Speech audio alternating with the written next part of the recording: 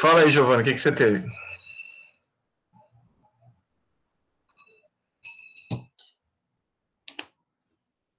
Não, pode abrir o microfone.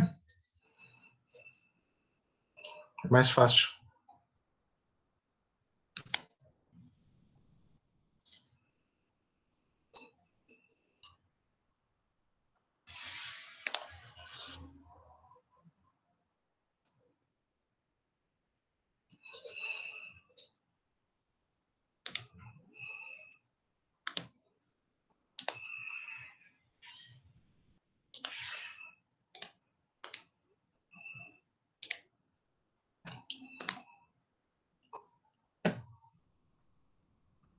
Tá, que deu, Gio? Tá sem microfone?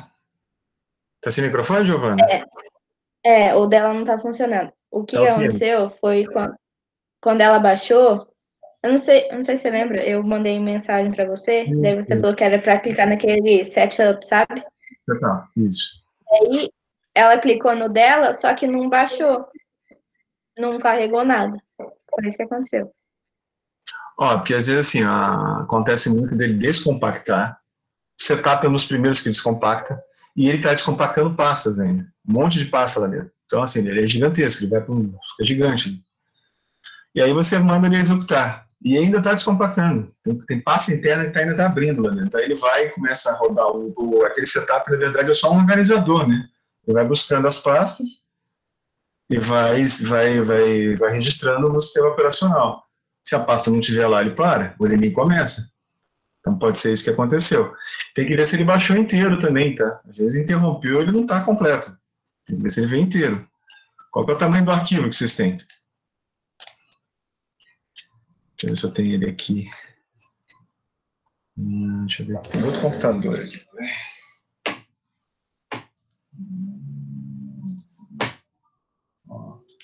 Minha versão R1 descompactada. Propriedades. A pasta de instalação descompactada, que não é a pasta instalada ainda, tem 5,43 gigabytes, né? Depois que eu baixo aquele ponto .rar, que é gigante, ele descompacta e fica uma pasta de 5,43. Aí você abre o setup, aí lá dentro tem mais pastas compactadas. Ele começa a descompactar um monte de coisa. E aí pode ser lento, depende se tem espaço em HD, se tem memória, onde foi que você salvou, se você está fazendo como administrador, se você tem privilégio para acessar, né? Executem como administrador, botão direito em cima. É, esse tamanho, 541, 543. Tem que ver se está faltando nada, não. Está... Mas se for o caso, baixa de novo, né? Baixa de novo, ou veja lá se o arquivo não está corrompido. Às vezes, como é um arquivo muito grande, pode ter instabilidade de internet, pode dar problema assim no, para baixar. Você pode usar o gerenciador de download, tipo o Free Download Manager. Ele faz esses gerenciamentos assim, subdivide e baixa até mais rápido. Né? E ele continua, você pausa o download. Sim, pelo menos isso. Pelo menos 22. Uns 25 é melhor. Porque assim, aí eles compactado vai para uns 13, 14, se eu não me engano. Deixa eu ver aqui quanto é que tá a pasta de instalação. No meu aqui. Deixa eu ver. Tá no D. Files, ANSYS. Descompactada, essa pasta tem. Tá crescendo, crescendo aqui. Ó, a minha descompactada tem 25,3 gigabytes. Então ela vai aumentar 5 vezes o tamanho. Então você tem que escolher um lugar que tem espaço, né? Se tiver só isso, ou menos do que isso, você nem vai ver, né? Você tem que ver se tem memória também, porque ele vai escrever, ele vai descompactando e escrevendo isso, botando na memória RAM, né? Aí pode ser lento, às vezes só tá acontecendo, mas... E outra, executem como administrador. Executem como administrador, senão não vai funcionar. Só preciso sair aqui e entrar de novo.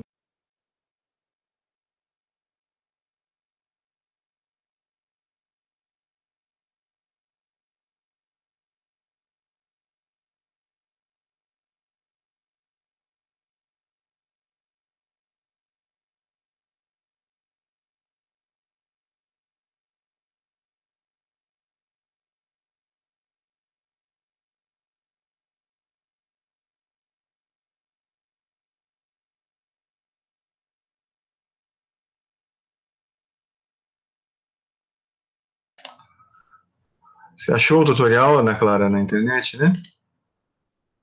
Compartilha aí com eles aí. Mas assim, não tem muito Tá problema. bom. Vou procurar. Pega aqui no chat e joga aqui para eles aí, o pessoal copia no link. Mas tudo bem, a gente ainda não vai chegar a usar o Ansys ainda, então a gente tem tempo para resolver essas pendências. Qualquer coisa eu acesso remotamente a máquina de vocês, né? Aí a gente vê isso. Se for o caso, a gente instala o TeamViewer, tá? Aqui, aí eu vejo o que está acontecendo, vejo já o sistema operacional se tem capacidade ou não. Aqui, ó. Vocês deixam aqui. Não precisa nem instalar ele, é só executar. Ele fica lá e é por sessão, não vai ficar para sempre a licença para acesso, não. É só para aquela sessão ali, fechou? Deixa eu ver aqui esse link aqui. Simulação. Tem a página, vocês vão encontrar. Acho que é esse aqui, Clube do Projetista. E verificar o time completo. Então ele não tem só o mecânico. Tá. Esse vídeo é legalzinho, pode usar ele sim, né? E esse aí, cuidado com o que vocês vão instalar, tá? Às vezes estão instalando programas que não são o que... E, gente, é raro de acontecer, mas acontece. Às vezes dá pau na página da Ansys, eu já cliquei lá e eu apontava para outro programa, era uma versão antiga, aí mandei e-mail lá, deu uns 2 dias a arrumar, né? Provavelmente um monte de gente reclamou. A aula de hoje a gente vai, então... eu notei uma coisa também, né? Muita gente ainda não respondeu o questionário, não sei se por falta de tempo ou se não recebeu. Todo mundo recebeu o link do questionário? Se alguém não recebeu, por favor, me avise, tá? Ana Clara não recebeu. Dá uma olhadinha de novo, Ana Clara. Foi dentro daquela sequência de e-mails que eu mandei. Gabriela também não, tá. Eu vou verificar e vou mandar para você, vou mandar o link de novo. Tá? É que vocês têm, quem está com o e-mail fora do domínio da UEM, pode dar uns paus de compartilhamento de documentos, das aulas, pode dar problema. Vocês não estão usando o RA, né? O e-mail do RA não tem problema nenhum, porque está dentro do ecossistema da Google e dentro do subdomínio da UEM. Então, dá para compartilhar um monte de coisas, né, pastas, e aí quem está de fora, às vezes, dá uns problemas de compartilhamento. Pode dar alguns problemas. Se for do Gmail, ainda vai. Se for de tipo Outlook, Hotmail, aí já não garanto que consiga ver. Né? Mas, em todo caso, dá para usar o RA ainda. Tá? Se vocês tiverem o RA, eu troco lá o e-mail na lista lá e mando pelo RA. Sim, com certeza, pode mandar. Manda depois. Que aí, com certeza, você vai receber. Você não vai ter problema de compartilhamento. Né? Então, deixa aqui anotar, depois eu pego. Vamos começar a aulinha, então. A aula passada foi um monte de informação, mas era só a introdução. Aquilo, digamos, foi um geralzão do que a gente vai ver. Né? E a gente vai ver essas coisas com calma. Né? Cada uma delas. Né? E a primeira delas é dar uma revisada nos métodos numéricos. Né? Tem gente que já viu, a gente tem aqui uma turma heterogênea que vai desde o primeiro ano até a pós-graduação e doutorado. Então, a gente tem gente que já viu, tem gente que nunca viu, tem gente que viu mais ou menos, passou meio quebrado, tem gente que fez bem. Então, para dar uma homogeneizada, a gente vai dar uma olhada nisso tudo. Cadê aqui, né? Apresentação. Agora está inteira. Ok, então, estou partilhando a tela. Quem não estiver vendo, por favor, coloque ali. Saia do mosaico. Então, continuando hoje, né? Aqui. Ainda uma continuação, né? Ainda uma introdução, mas dando mais um foco. Então, o que são métodos numéricos, de forma geral, né? Independente se é CFD, FE, se a gente está usando controle, automação, são métodos não analíticos, né? Para a gente obter soluções para funções, equações, inequações, EDOs, EDPs. Nossa, passou uma moto aqui agora. Amém. Né? EDPs, né? EDOs, para quem não sabe, são equações diferenciais ordinárias e equações diferenciais parciais. Né? Quem ainda não viu isso, uma equação diferencial é uma equação que envolve diferenciais. Né? Por exemplo, essa aqui. Como é uma função de uma única variável, ela é ordinária. Né? Se ela for assim, significa que ela é, né, a y de x, z, por exemplo. Ela é função de mais de uma variável, por isso é derivada parcial, derivada em relação somente a uma das variáveis. Então é uma EDP, ou seja, uma equação diferencial parcial. E a equação por quê? É uma equação que envolve diferenciais. É a única diferença. Né? Ou então a gente tem sistemas de equações. Sistemas de equações seria o quê? Conjunto de equações diferenciais que devem ser resolvidas simultaneamente. Né? E vai envolver sempre um esquema, uma receita. Né? Vai ter um protocolo, ou, de forma mais correta, um algoritmo de cálculo. Faça isso, depois faça isso, faça uma sequência de operações bem definidas. Né? A diferença deles muda o método e o jeito que eles fazem. Né? E a precisão, robustez. Robustez é a capacidade de lidar com problemas difíceis. Então, você dá um problema super cabeludo e o método dá conta. Um método que não é robusto, você dá um negócio lá super troncoso para ele, ele se embanana todo e não acha. Né? E vai envolver sempre cálculos repetitivos, né? E procedimentos algébricos. Essa que é a vantagem. A gente não vai estar integrando, né, analiticamente, fazendo as integrais de zero até, sei lá, alguma coisa. Não vai fazer nada disso. Né?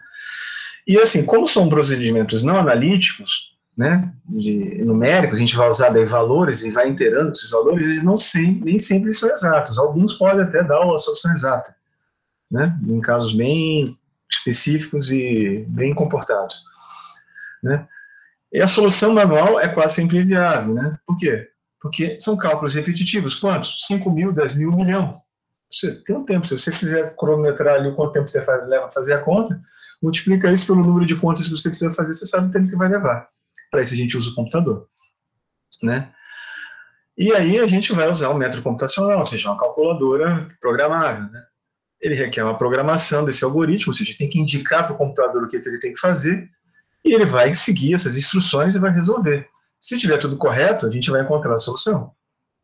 Né?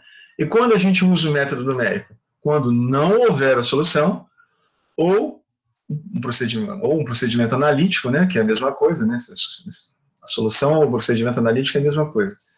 Ou quando esse método existir, mas a execução manual dele é proibitiva, ou seja, é muito complexo. Aí mudou uma coisinha, eu tenho que repetir ele tudo de novo. Uma vez eu fiz uma solução analítica, numa disciplina que eu estava fazendo de pós-graduação, que era para dar a solução analítica disso aqui, o perfil de velocidade num duto quadrado. Né?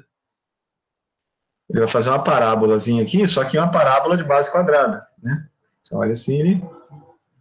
Vou dar uma série de Fourier gigante, eram 5 páginas de cálculo. Né? Aí você ainda plotava a função e ela ainda não era tão boazinha, você tinha que usar uns 50 termos para ela ficar bem bonitinha. Né? Ou seja, é chato. Por exemplo, a inversão, né, de matrizes, cálculo de determinantes de matrizes, de tamanho muito grande, é proibitivo, não dá, demora muito tempo. Né? Então a gente vai daí usar uma metodologia numérica, né, para fazer essas coisas. Um dos métodos mais simples dele é do falsa posição, regula falsa, né, em latim. É um método antigo para caramba, remonta do Egito, né? Simples regra de 3. Vou ilustrar aqui. A gente tem uma função qualquer, que é essa f de x aqui, que tem esse perfil. Né? Na linha verde aqui. E aí você escolhe 2 valores quaisquer. Você quer saber, por exemplo, qual a raiz, né? Quando a f de x é igual a 0. Ou seja, qual é o x que dá isso? Né? Quando ela é... Eu quero saber isso aqui, né? Esse ponto. Eu posso fazer que nem a gente viu lá, o método da Bajara. Joga lá o valor da função e vai até dar 0. Mas tem um jeito mais inteligente de fazer isso. O primeiro deles é perceber que quando eu tenho uma raiz, né, nesse caso aqui específico, a função muda de sinal, a função aqui é negativa e a função aqui é positiva. Então, com certeza, se eu tiver a minha f de a né, vezes a minha f de b menor do que zero, eu tenho uma raiz, né, entre x e b, entre a e b. Eu tenho uma raiz aqui, ó, porque ela mudou de sinal, significa que ela está cruzando esse eixo aqui. Né? Se der tudo positivo, ela está para cá, se der tudo positivo, ela está para cá. Né? Negativo por negativo dá positivo. Então eu sei, pelo menos que naquele intervalo tem uma raiz. Tá, mas aí o intervalo pode ser imenso, como que eu vou acertar? Pode ser aqui, pode ser aqui. E aí é isso que faz o método da régula falsa. Ele vai te aprimorar a nitidez dessa coisa. Ele vai te focar. Vou fazer uma regra de 3. Eu tenho esse triângulo aqui, que é o meu triângulo X, que eu estou tentando achar, B, e minha F avaliada nesse ponto B. E aqui eu tenho minha F avaliada no ponto A, tenho meu ponto A e meu ponto X, tenho 2 triângulos. Então eu vou fazer, literalmente, regra de 3. Né? AX está para BX, assim como F de A está para F de B. Simples assim. Quem que eu conheço aqui? Conheço F de X. Conheço F, eu conheço B, que eu estou dando. Conheço A, que eu estou dando. A função eu tenho. Então eu calculo ela. Quem é o cara que eu não tenho? Esse. É só isolar ele. X vai ser igual a alguma coisa. Ó.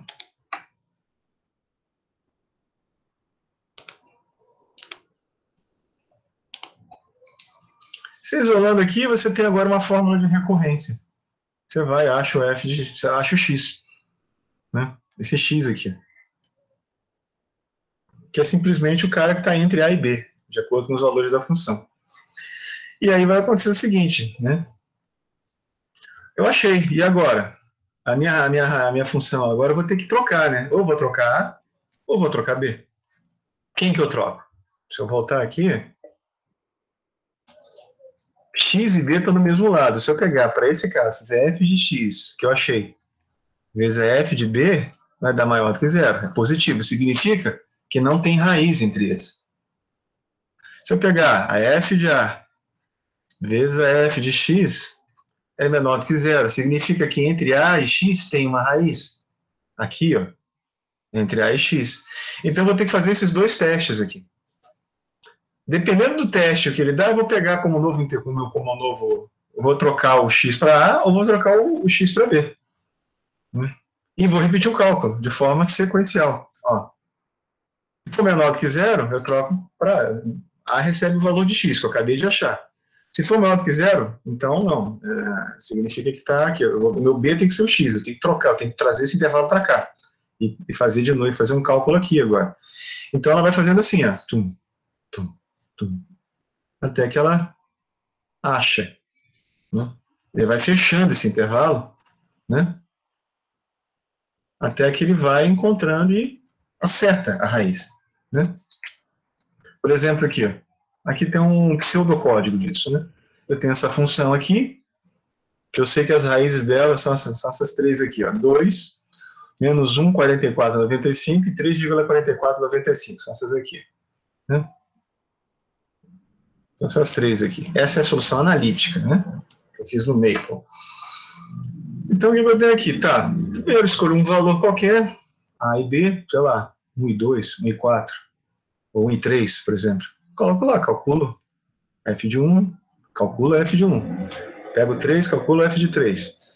Se for menor que zero, então a gente começa a interar. Enquanto a interação não for máxima, né, faça. Aí a fórmula de recorrência, que é essa fórmula aqui, né, da regra de 3, calcule. Né? Escreva os valores da interação, do x que eu achei e do valor da função. Aí faz um teste. Preciso saber. Se o f de A é esse aqui, e aí o f de A dividido, ou, né, a f for diferente de zero, por exemplo, isso aqui se pode ser tipo f de A vezes f de x, que é zero. Né? E esse teste vai dar falso. Né? É computador, e o computador faz exatamente o que você manda. Por exemplo, quando eu dei uma sorte desgraçada e achei 2. Né? Aí eu achei a raiz. Né? Por acaso eu achei a raiz. Então você tem que... É uma possibilidade que é remota, mas ela existe numericamente. Então aí eu troco. Se não, ou seja, se der ao contrário, a outra possibilidade, o A recebe X. fim desse looping. Depois eu verifico assim, ó, se a tolerância, se a minha f de x, ele vai ter que parar uma hora, não vou ficar calculando para sempre, porque raramente eu vou achar zero aqui, né? A minha f de meu x vai ser aproximadamente igual a zero. Então eu tenho que botar aqui uma tolerância. Qual a tolerância? 0,0001 e na menos 10, sei lá, é a precisão que você quiser, né?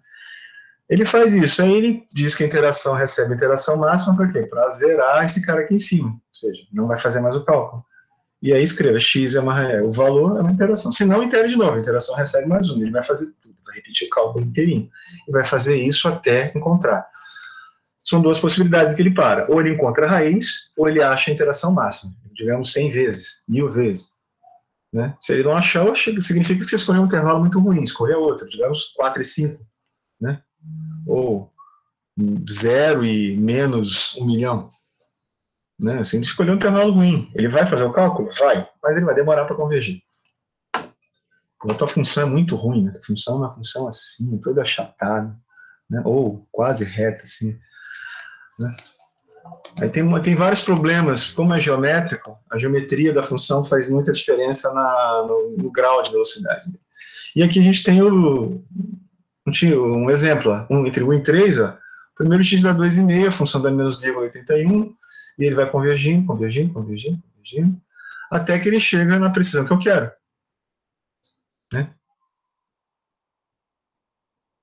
E aqui, ó, esse é o valor da f de x. Então, assim, se eu quisesse uma precisão de 10 a menos 4, tá ok.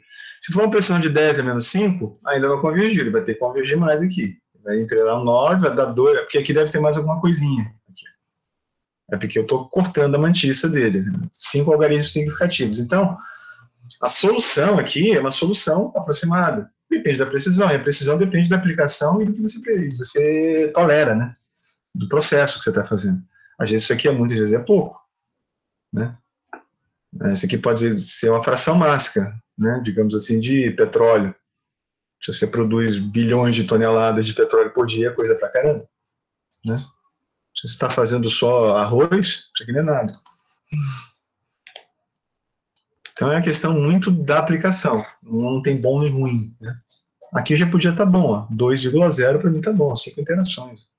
Né? Aqui já daria 0, né? Se eu tivesse com 2 casas decimais de precisão. Né? E o que acontece? Ó? À medida que a gente vai iterando, esse aqui é o erro, né? A função vai... A convergência, a função vai indo para 0, né?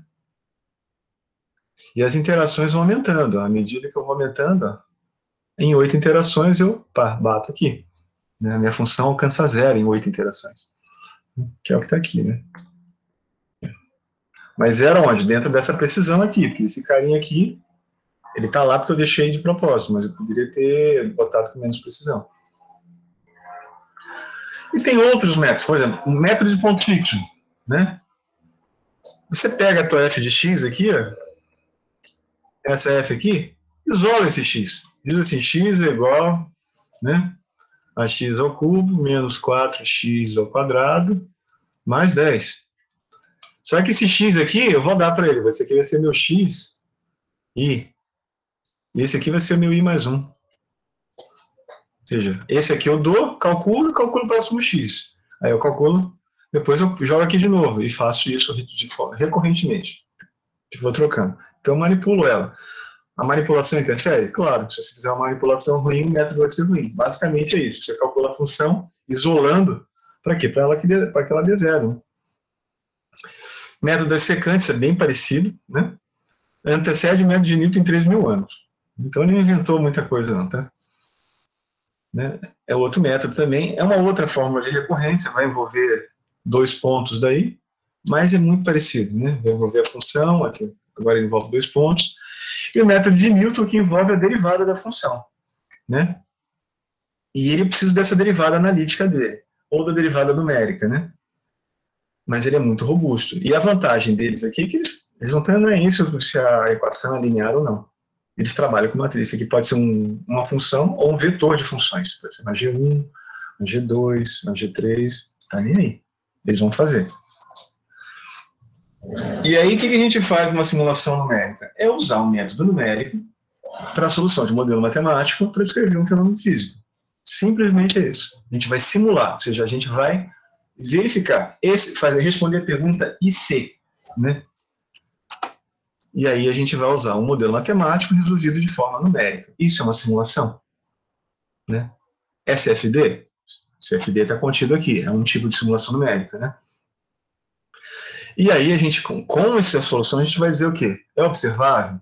É físico? Ou seja, tem soluções que são puramente matemáticas, por exemplo. S igual a SO mais VLT mais 1 meio de GT quadrado sobre 2. Né?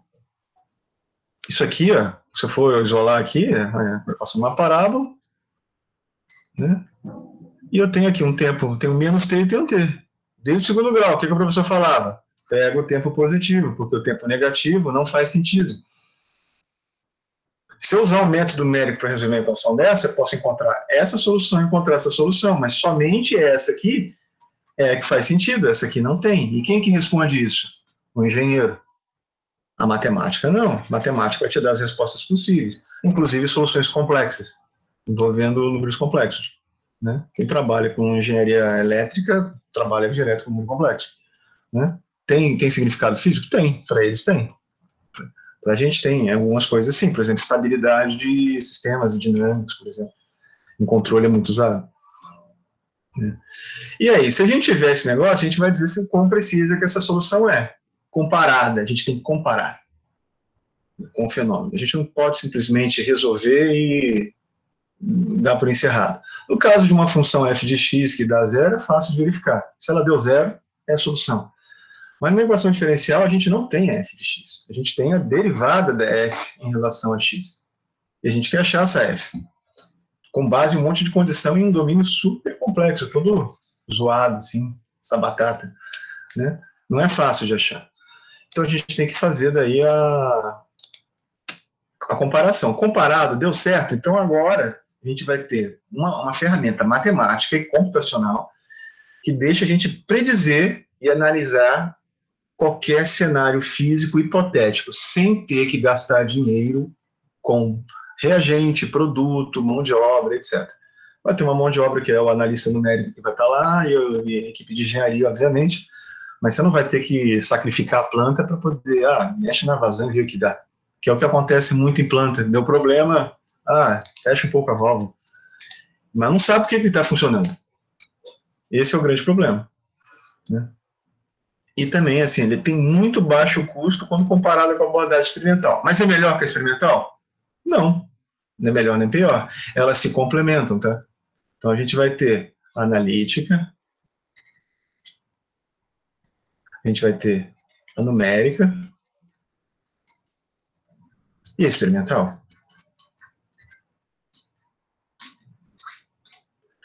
Essas três aqui se complementam. É um triângulo, né? Pode fazer assim. Mental, analítica e numérica. É assim que você vai fazer a análise. Você vai sempre tentar achar uma analítica. Se não puder, você vai para o laboratório. Né? Se for difícil demais, você vai para a numérica. Mas o numérico você precisa comparar com alguma coisa, ou uma experimental, ou uma analítica aproximada. A analítica também, ela é baseada em um modelo, que tem, por acaso, ele tem solução. Mas ela reproduz a natureza? Não sei. Se tem uma solução analítica, tipo força igual a massa vezes a aceleração ao quadrado, ela não reproduz, né? A natureza faz isso aqui. Então esse modelo aqui não se aplica, né? Apesar de ser analítico. Né? Esse aqui vai ter esse aqui sim. Esse aqui não. Quem vai me dizer isso? Experimental. Né? Então elas se complementam, né? E elas têm custos e têm dedicação, e tempos de dedicação diferente. Aqui tem um custo, né, financeiro alto, sempre que você vai fazer, e de tempo muito alto. Aqui, custo inicial, por exemplo, computadores, licenças de software, mas uma vez feito isso, não precisa mais. E tempo, aqui usa tempo. A analítica, ela é mais barata, só que ela é bem limitada, é uma das mais limitadas. Ela vai se limitar a casos mais simples. Né? Você vai ficar meio... Então, quando a gente vai ter CFD? Só para frisar de novo, já falei na última aula, sempre que a gente tiver uma ferramenta de simulação aplicada a escoamento de fluidos, determinação do campo de velocidade e pressão, saber P e V. Você quer saber isso, está usando simulação, é CFD. Pode ser o CFD mais coxa do mundo. Então, é simulação de fluidos escoando. Sempre isso. São métodos muito mais complexos, porque as equações são muito bem mais complexas do que isso, que é só achar um zero de função. A gente usa amplamente, é muito usado, e a gente tem altos códigos de qualidade e open source também. E você pode customizar e pode fazer o acoplamento com várias físicas, como eu já tinha mostrado lá. Né? Você pode fazer estrutural, com calor, com escoamento, com reação química, né? Com eletromagnetismo, tudo junto. Né?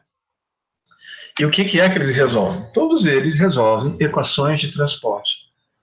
Quem nunca viu isso aqui, né, quem é de primeiro ano, segundo, não sei ainda em qual nível vocês estão, isso aqui são várias equações diferenciais parciais. Primeiro vamos ver. Então, diferencial parcial por quê? Porque são equações que envolvem derivadas parciais em relação ao tempo. Esse cara aqui, para quem não sabe, é um conjunto, é um vetor de derivadas em relação a x, né, mais uma derivada em relação a y, mais uma derivada em relação a z, né? Isso se for cartesiano, tá? Se for em outro sistema, aí 1 sobre r, etc. Não importa muito. Aqui é a mesma coisa, uma operação vetorial dele com ele mesmo, vai dar daí derivadas ao quadrado, né? Para quem nunca viu. Então, é uma equação diferencial, parcial. E aqui a gente tem uma equação. Esse φ é o quê? Qualquer coisa, né? Por exemplo, se φ é igual a 1, aqui vai ficar igual a 1, aqui vai ficar igual a 1, aqui divergente, derivada de uma constante é zero, né? E a fonte é zero também. Isso aqui vira a equação da massa. Se o φ for igual a U, aí aqui fica U, aqui vai ser viscosidade, aqui vai ser U, e aqui vai ser ρg. É Navier-Stokes. Se for φ for igual a entalpia, que vai ser igual a ρ Cp vezes T, aqui vai ser a equação de energia, e assim vai. Né? Então, φ é qualquer coisa, qualquer propriedade por unidade de volume e massa. Então, a gente tem aqui uma equação geral de transporte. Qual que é o primeiro termo? Aqui é variação no tempo. Variação no tempo. Do quê? Dessa propriedade, aonde? O meu volume, né, de controle. Na região do espaço que eu controlo. Esse termo aqui, a gente chama de advecção. Termo advectivo.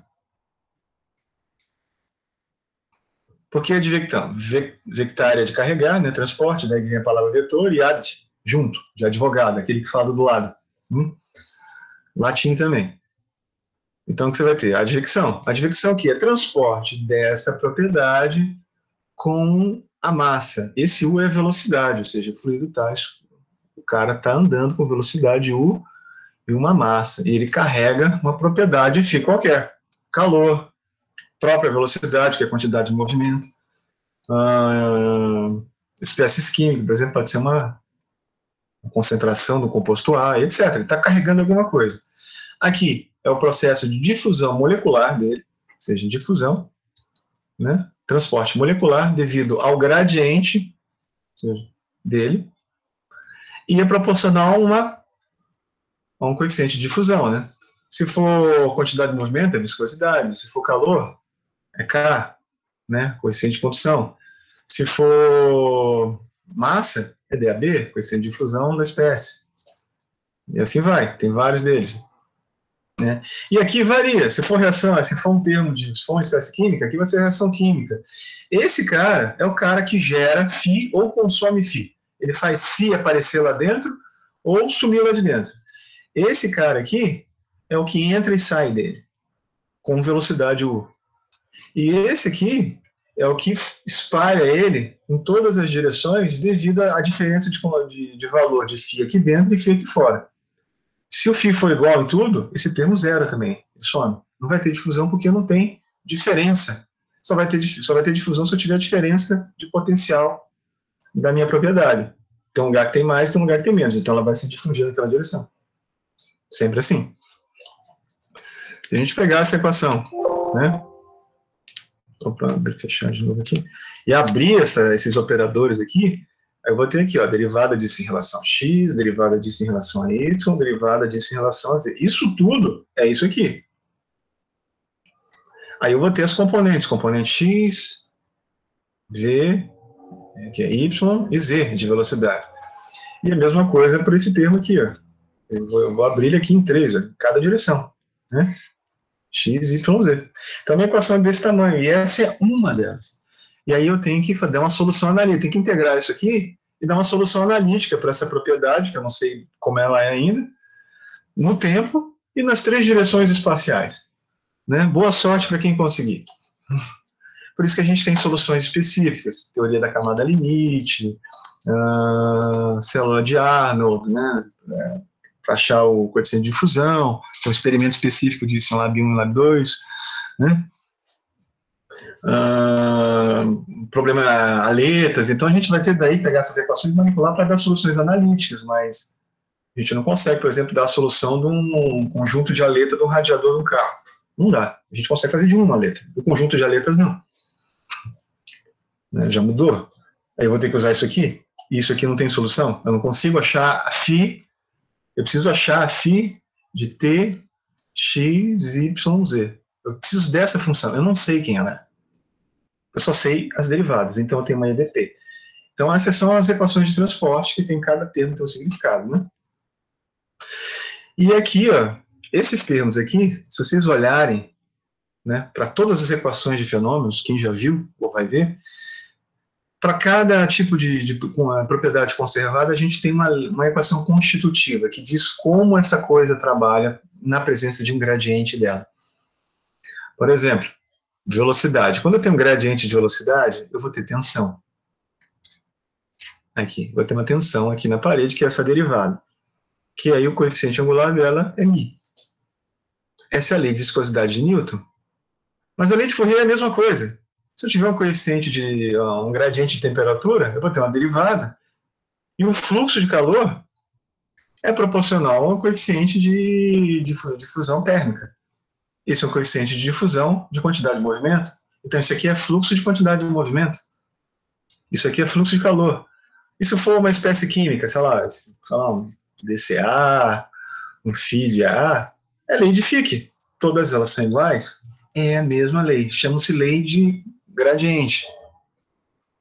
E a gente pode fazer assim, o fluxo de qualquer propriedade é proporcional a menos do seu coeficiente e o seu gradiente. Por que menos? Porque o gradiente é nessa direção. Ou seja, você está aqui do mais lá, para o menos. T zero, T alto. Né? O gradiente aponta para cá. Mas o fluxo de calor é para cá.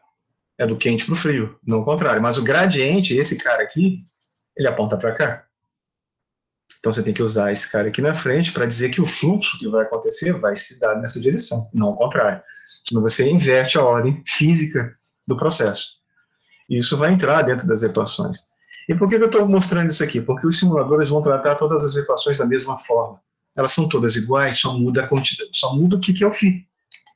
Então você não está resolvendo um monte de coisa diferente, elas são todas muito parecidas. E quando você programa, né, você vai tirar proveito disso. Por exemplo, a equação da tensão. No fluido newtoniano, esse trambolho aqui, ó.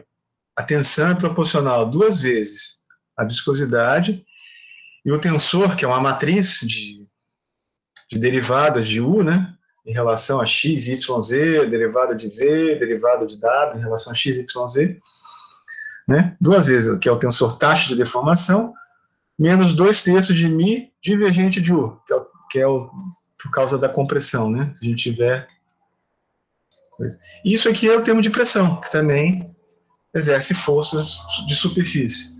Esse cara é isso aqui. É o meio desse, mais essa matriz transposta, ou seja, de lado. Você tomba a matriz, e isso aqui é só para transformar esse escalarzinho para poder somar em matriz. Né? Você pegar um P vezes isso, vai ser um P, P e P aqui, né? Aqui, para poder somar com essa outra matriz aqui, porque eu não consigo somar um número com a matriz inteira. Eu preciso ter ela distribuída. Então, esse aqui é o tensor identidade que a gente chama. Isso aqui que trabalha dentro da Navier-Stokes. Mas eu consigo resolver essas coisas? Não. Por quê? Porque quando eu integro, deixa eu abrir aqui, abrir um novo.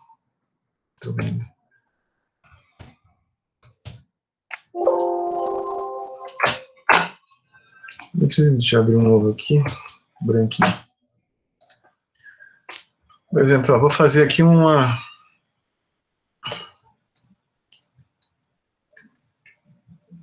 Oh, meu Deus. Não laser, não. Vamos supor, tem aqui, Amadeu. Por que você não está escrevendo? Descartando.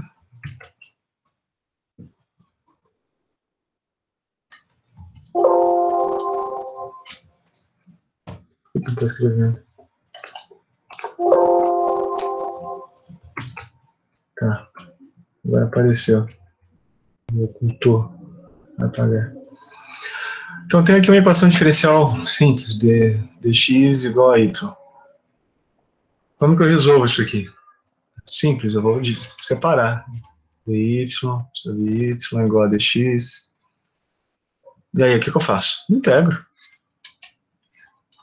Né? Aí eu vou ficar aqui, né?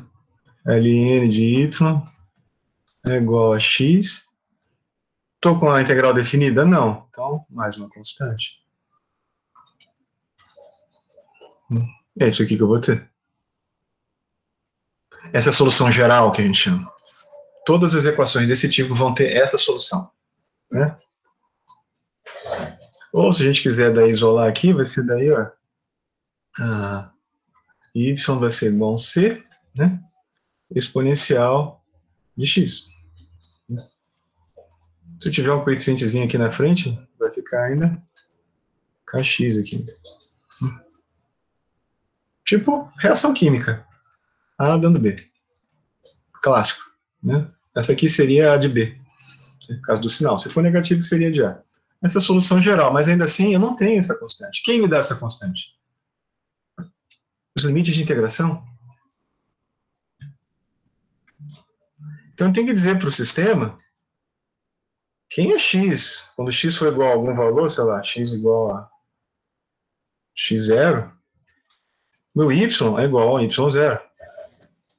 Agora eu consigo fazer, isso aqui vai fazer a função fazer isso aqui, ó, y0 e na kx. Na hora que eu fizer essa aqui vai virar y0 aqui. Na hora que eu fizer isso.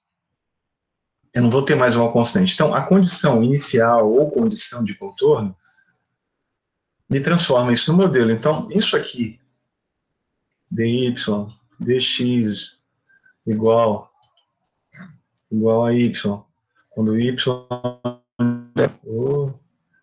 igual a um valor, sei lá, ou uma função qualquer, sei lá, um y0, isso aqui é um modelo. Isso aqui sozinho não é um modelo, porque ele não me diz nada, ele só me dá uma função. O modelo, isso aqui é o modelo. Porque eu tenho a condição inicial, eu tenho as condições, e botando x aqui eu tenho y. Aqui botando x eu não tenho nada, porque eu não tenho c. Né? Então, isso aqui eu preciso fazer essa conversão. Então, assim, eu preciso definir para o sistema, ele vai me perguntar isso, quais são as condições iniciais, ou seja, como ele começa, se for um caso de tempo, ou o que acontece na fronteira do meu domínio, se for o caso de geometria, ou seja, só no espaço. São condições de contorno, ou seja, nas bordas. O que eu tenho nas fronteiras? No x mínimo, no x máximo, no y mínimo, no y máximo, no z mínimo e no z máximo. Ele vai te perguntar isso. Quando você tem isso e as condições de contorno, aí sim você tem um modelo. Sem isso, você só tem uma equação de transporte, uma equação diferencial. E ela não diz nada. Mudou a condição de contorno, mudou a condição inicial, muda a resposta. Então é um modelo diferente.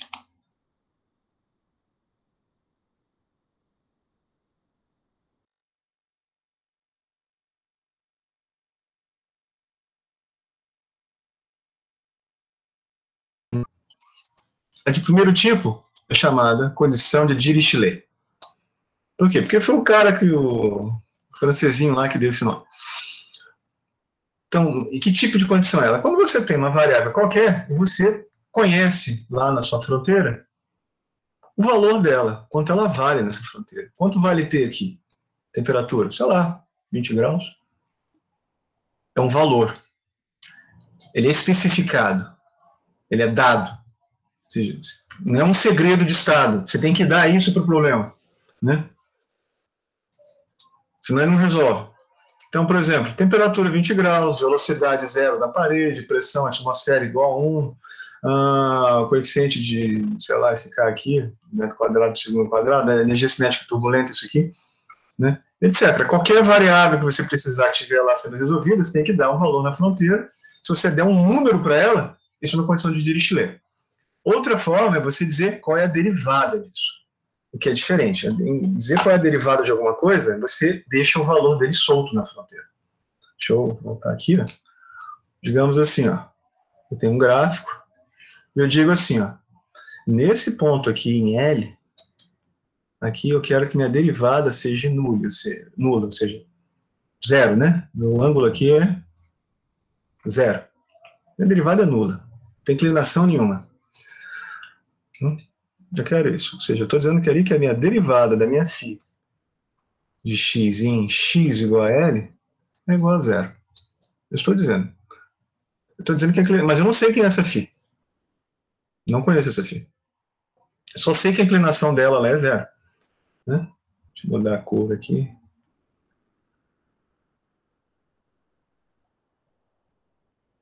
O que vai acontecer? Quais as funções que fazem isso? Qualquer uma.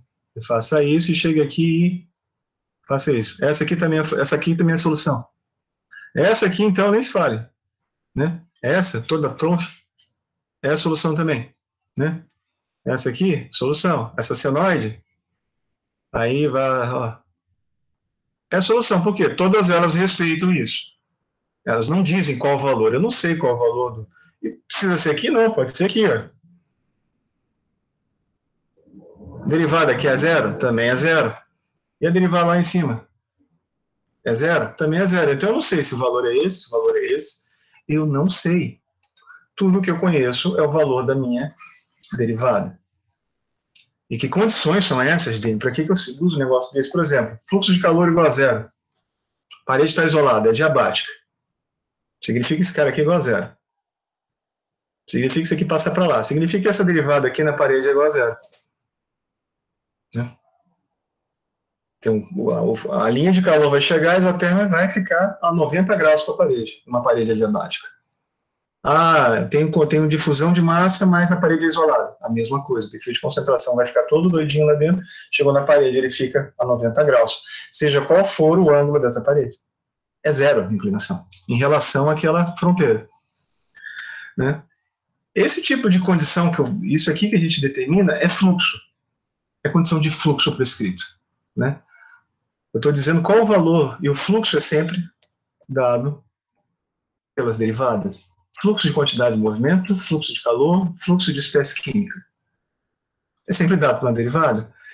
Isso aqui é físico, isso aqui nunca é zero. Ou seja, tem sempre uma viscosidade, tem sempre um coeficiente de difusão de calor, tem sempre um coeficiente de difusão máxima. Mas o meu gradiente pode ser nulo. Ou seja, eu posso ter um ΔU igual a zero, posso ter um ΔT igual a zero, posso ter um ΔΦ igual a zero. Então isso aqui vai ser zero. Então meu fluxo é zero. E aí essa condição recebe uma condição chamada condição de Neumann. Quando você dá o valor do fluxo, ou seja, essa derivada tem um valor ou igual a 1 ou igual a zero. Quando é igual a zero é homogêneo, porque é a classificação de equação diferencial, tudo que é igual a zero é homogêneo. Né? Digamos assim, o meu fluxo de calor na parede é igual a 1 watt por metro quadrado. Você vai, prescreve isso lá, uma condição de contorno. Ou está isolada, 0 watt por metro quadrado. Ela acaba dando a derivada nula. Ou, mais complexa ainda, de terceiro tipo, eu vou definir o fluxo, só que o fluxo agora não é um valor, aqui também é um valor. Só que é um valor para a derivada. E aqui é um valor para a variável que está sendo derivada. É diferente. Aqui eu tenho a variável e aqui eu tenho a derivada dela. As duas são valores. Então, Dirichlet e Neumann são valores. Variável e derivada da variável. A condição de Robin, ou de terceiro tipo, é também do fluxo, só que o fluxo agora é definido por uma função. Por exemplo, convecção de calor. Aqui eu tenho coeficiente de convecção, tenho essa temperatura, que é a mesma temperatura que está aqui, e eu preciso resolver dentro da parede, eu não conheço ela, eu não sei quem é, e a temperatura lá fora do escoamento. Então, essa inclinação aqui agora é uma inclinação ainda, mas ela pode ser diferente de zero. Ela vai ter inclinação que isso aqui determinar. Dependendo do valor que dá isso aqui, a minha inclinação pode ser qualquer uma, entre zero e infinito. Né? Então, são os três tipos de condições que a gente vai ter. Tem outros? Não, são só essas três. Qualquer outro tipo de condição, é uma composição delas. Isso aqui pode ser variável no tempo, pode ser distribuído no espaço, mas para cada ponto em separado vai ser uma das três. Né? Isso para todas as equações e todos os modelos que vocês podem imaginar. Então, o que é um modelo matemático no final das contas? A gente tem um domínio, né? Que é essa batatinha aqui. Esse domínio tem uma fronteira. Né? O domínio se chama ômega. E a fronteira dele, né? Vamos supor que aqui está no R2, né? A fronteira dele é uma dimensão a menos. Então ela está no R1, né? Por isso que essa derivadinha aqui só. R1, R2. Né? Se fosse um 3D, seria R3, e aí a minha fronteira seria uma superfície, ela estaria na R2. Né? Só por isso que usa essa notação, tá? Mas não estresse com isso, não. Então, dentro dessa região, que é o meu modelo matemático, que é o meu domínio de cálculo, eu vou ter uma condição inicial para a minha grandeza φ. Ou seja, em t igual a zero, tem um valor lá dentro, que pode ser homogêneo ou totalmente louco. Né? Pode ser variável aqui dentro, não importa. Tem um campo aqui dentro já conhecido, estático. E aí lá dentro, tudo que eu sei aqui, a variação dessa coisa lá dentro, né, dentro desse volume, depende o quê? Do fluxo da fronteira, ou seja, do que atravessa a fronteira carregado com a velocidade, né? Ou seja, o que entra e o que sai desse negócio, mais o que difunde pela diferença de concentração ou de valores de φ aqui dentro e φ aqui fora, se é que existe φ aqui fora. Né? Ou entre os pontos internos, vamos supor que eu tenho φ mais alto aqui e φ menos aqui, ele vai fluir daqui para cá. Você vai ver a manchinha aqui dentro do meu domínio. E qualquer tipo de termo que gere essa função ou consuma essa função. Né? Eu não sei. A gente chama isso de fontes e sumidouros. Fontes por quê? Geram, sumidouros porque consome. E na fronteira eu vou ter uma condição de contorno. No caso aqui eu botei no de Robin. Mas podia ser, por exemplo, φ em ômega em del ômega, né? Del ômega igual a φ de fronteira. Conhecido. Acabou. Né? Eu vou ter duas condições de contorno? Não, vou ter uma só, né? Tem uma fronteira, mas eu posso ter ela variável. Nesse pedaço pode ser essa, e nesse pedaço pode ser essa. Eu posso ter regiões diferentes. Aqui eu posso isolar, aqui eu posso ter outra coisa. Então eu posso ter, mas eu vou ter uma condição de contorno. Então o conjunto de EDP, né? Condição de contorno, condição inicial, isso é o modelo inicial. Esse é o modelo matemático. Só depois que você define isso, você tem um modelo. E isso aqui é a primeira coisa que se faz em simular. Definir a física. É entender o problema. Tem aquele pipeline lá do CFD, é definição do problema. O primeiro, antes de você entrar no pré-processamento e começar a gerar geometria. Você tem que saber essas coisas aqui todas. O que está acontecendo. Senão você nem começa a simular. Porque você não vai saber o que resolver. Vai resolver o quê? Né? Alguns métodos de solução. Como é que eu resolvo isso? Né? O mais básico deles, isso aqui tem em Cropera, se vocês quiserem ver. Né? Tem outros livros mais específicos. Em Cropera introduz isso aqui, eu acho que no Sandel tem alguma coisa também. Não tem problema. O primeiro dele é de diferenças finitas. Né? E o que ele faz, a diferença finita? Ele aproxima as derivadas. É o que eu quero, aproximar derivadas por meio de séries de Taylor. Quem não viu série de Taylor? Né? Uma série é uma sequência de termos que se somam infinitamente. Taylor é o cara que inventou a série. Né? E assim, o que ele diz assim? Ele diz aqui, ó, qualquer valor, ele tem uma função no ponto f, e ele quer saber, em volta desse ponto f, quanto vale a minha f mais um tiquinho para frente, ou menos um tiquinho para trás. Né? E aí, a dedução disso aqui não interessa, como ele chegou nisso aqui, é essa série aqui, ó. Se eu pegar a função, o valor da função que eu conheço aqui, multiplicar pelo espaçamento, o passo que eu quero dar, pela derivada primeira, para fazer isso ao quadrado, com 2 exponencial, fatorial, fazer com a derivada segunda, e fizer isso para cada termo, eu vou ter exatamente esse termo aqui. Eu tenho o valor dela à frente. Se eu fizer para trás, é a mesma coisa. Por que muda o sinal aqui? Porque é menos Δx, né? Aí nos pares da pares, nos ímpares continua negativo. Então ela vai oscilando de sinal. Então eu posso ir para frente e para trás uma série de Taylor, em 1, 2 ou 3D. Se eu quiser aqui, eu isolo.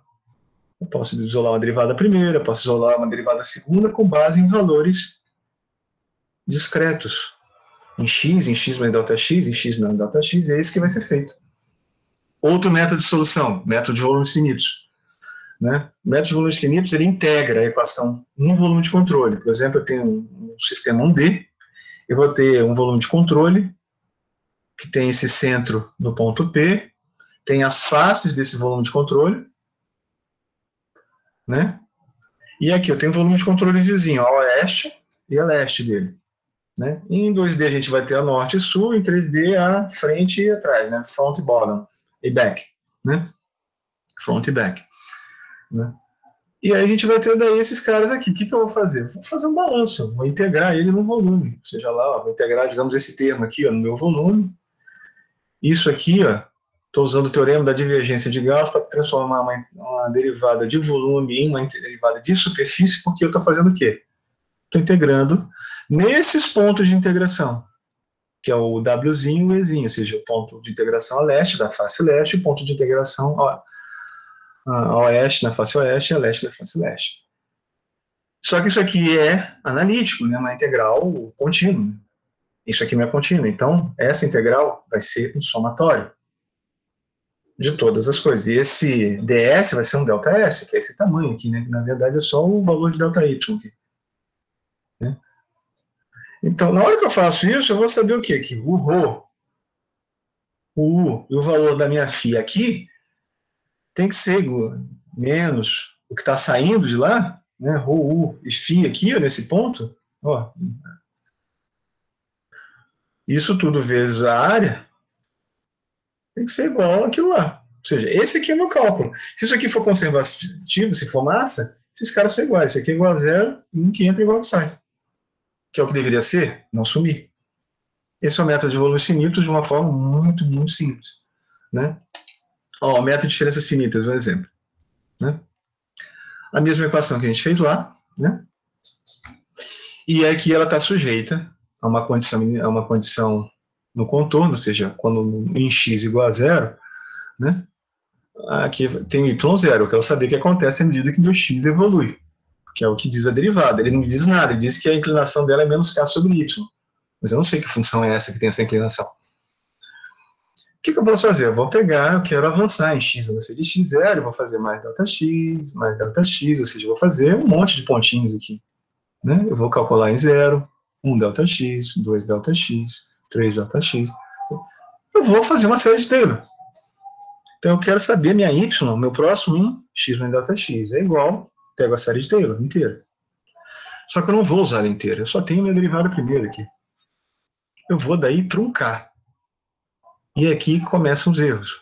Eu vou cortar isso aqui. Isso aqui eu vou jogar fora. É uma aproximação. Então ela deixa de ser igual e agora começa a se aproximar. E vou isolar a minha derivada. Vou passar esses caras, vou passar esse y para lá e dividir o ΔX. Vai dar isso aqui. Ó. A minha derivada é isso aqui. Aproximação da minha derivada. Mais esse ordem de ΔX. Isso aqui é o erro. Erro da onde? De tudo que eu joguei fora. Porque não é mais uma igualdade, é uma aproximação. Eu joguei fora isso aqui. Né? E como isso aqui fica menor? Né? Diminuindo ele. Quanto menor o ΔX, menor o erro. Simples assim. E tem uma coisa interessante aqui. Deixa eu abrir aqui, fechar aqui. Se a gente esquecer que isso aqui é uma aproximação agora, para quem ainda não viu, né? Mas se eu tirar o limite disso aqui, quando ΔX tender a zero, isso aqui é a própria definição de derivada. F de x mais ΔX menos f de x dividido por ΔX quando ΔX tende a zero. Isso é f'. Isso é a derivada. Ou seja, quando o meu ΔX for tão pequeno a ponto de ser zero, eu estou resumindo, realmente eu estou fazendo a mesma derivada. Ou seja, o meu método, ele converge para a solução exata, à medida que eu refino. Né? Que eu diminuo esse incremento aqui. Ó. Então eu vou pegar aqui, ó, eu sei que minha derivada é essa, eu vou e substituo aqui, ó. Jogo para cá. Eu sei que isso tudo é igual a menos KY, e vou separando quem é I, X, e quem é X mais K. Né? E aqui tá, eu sei que meu próximo y é igual a... Faço aqui, ó. Ah, tem uma equação algébrica de recorrência. Tá lá. Lindo, né? Eu tenho aqui, eu fiz ela aqui no MATLAB para vocês verem. Ó. Cria um vetor x de zero e um vetor y de zero. Em x igual a zero, meu x inicial é zero, meu x final é 20, ou seja, eu vou fazer um domínio de tamanho 20, de 0 até 20 eu quero calcular, e vou começar com o meu y igual a 1. O meu primeiro ponto no meu vetor, eu vou fazer ele várias, ou seja, vou fazer vários pedaços, é meu x0, que é 0, e meu primeiro y é a própria condição inicial, ou seja, quando x é igual a 0, o y tem que ser igual a y0, e eu dei 1 aqui. E o meu k aqui eu botei menos 0,9. Esse k aqui. Né? E eu vou fazer ela em 30 pedacinhos. Eu quero 30 pontos. Eu vou desenhar aqui, ó. Vou fazer aqui a minha função. É um decaimento exponencial. Eu vou fazer aqui 30 pontos que eu vou calcular. De 0 até 20. É isso que eu estou dizendo. E ela começa em y0 quando x é igual a 0. Eu quero calcular esses aqui.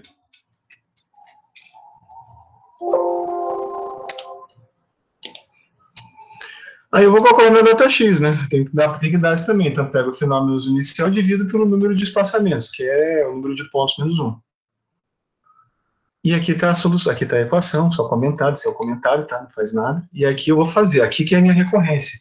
Aqui, ó, para i de 1 até n, faça. N é quanto? Né? 30, então eu vou fazer até 29, porque eu vou calculando até o 30 aqui, i mais 1. Eu escrevo lá exatamente aquela equação lá. Essa aqui, ó. Só que ele está mais, né? O sinal está dentro do K. Aqui, ó. É menos 0,9 aqui. Então aqui ele está mais, menos, ele não está nem aí. E eu escrevo x aqui. E aqui eu estou colocando a solução exata já, para a gente comparar. E eu estou plotando aqui, ó, plot x e y, esse vetor inteiro, com esse espaçamento squared, ou seja, eu quero um símbolozinho. Plot x e y exata também, com uma linha de espessura 1. E bota essa legenda aqui. E depois, no final, me deu erro também aqui na saída do console. Deixa eu ver aqui. Tá lá. Ó, o numérico é o vermelho, é o azul, não bateu. O exato tá lá. E como é que eu mexo nisso? Mexendo aqui. Vou fazer 50 pontos. Ó, não deu ainda. Vou fazer 500 pontos. Agora tá passando em cima. E o meu erro tá caindo aqui, ó. Mas o meu erro tá alto ainda, tá 0,88. Né? Ali é só graficamente, mano. 0,08. Isso aqui tem percentual já, tá? Já tá calculado vezes 100%. Né? E à medida que eu vou aumentando, ele vai fazendo. Olha lá, vai caindo o erro. Mas eu não vejo mais grandes vantagens, olha lá. Para mim, não está muito diferente do 500, não. Ou seja, eu posso dizer que meu resultado é independente agora da malha. Né? E se eu usar um negócio menor? Ah, não quero fazer tanto, vou fazer com 5. Né? Ó, deu um erro enorme. Vamos ver o que deu no gráfico. Olha. A numérica. A numérica voou. Está em 150 o valor dela. Ela tinha que ir para 0. Por que isso aconteceu? Né? Já vou explicar para vocês. Olha, vou continuar subindo aqui. Deixa eu ver. Ó. Ficou doido agora. Ficou oscilatória. Né? Vamos ver aqui com 11. Só mais um pouquinho, ver se ele já começa a amortecer. Aqui ele está amortecendo. Agora ele está amortecendo. Está oscilando, mas está amortecendo. Veja. Vou botar aqui uns 20.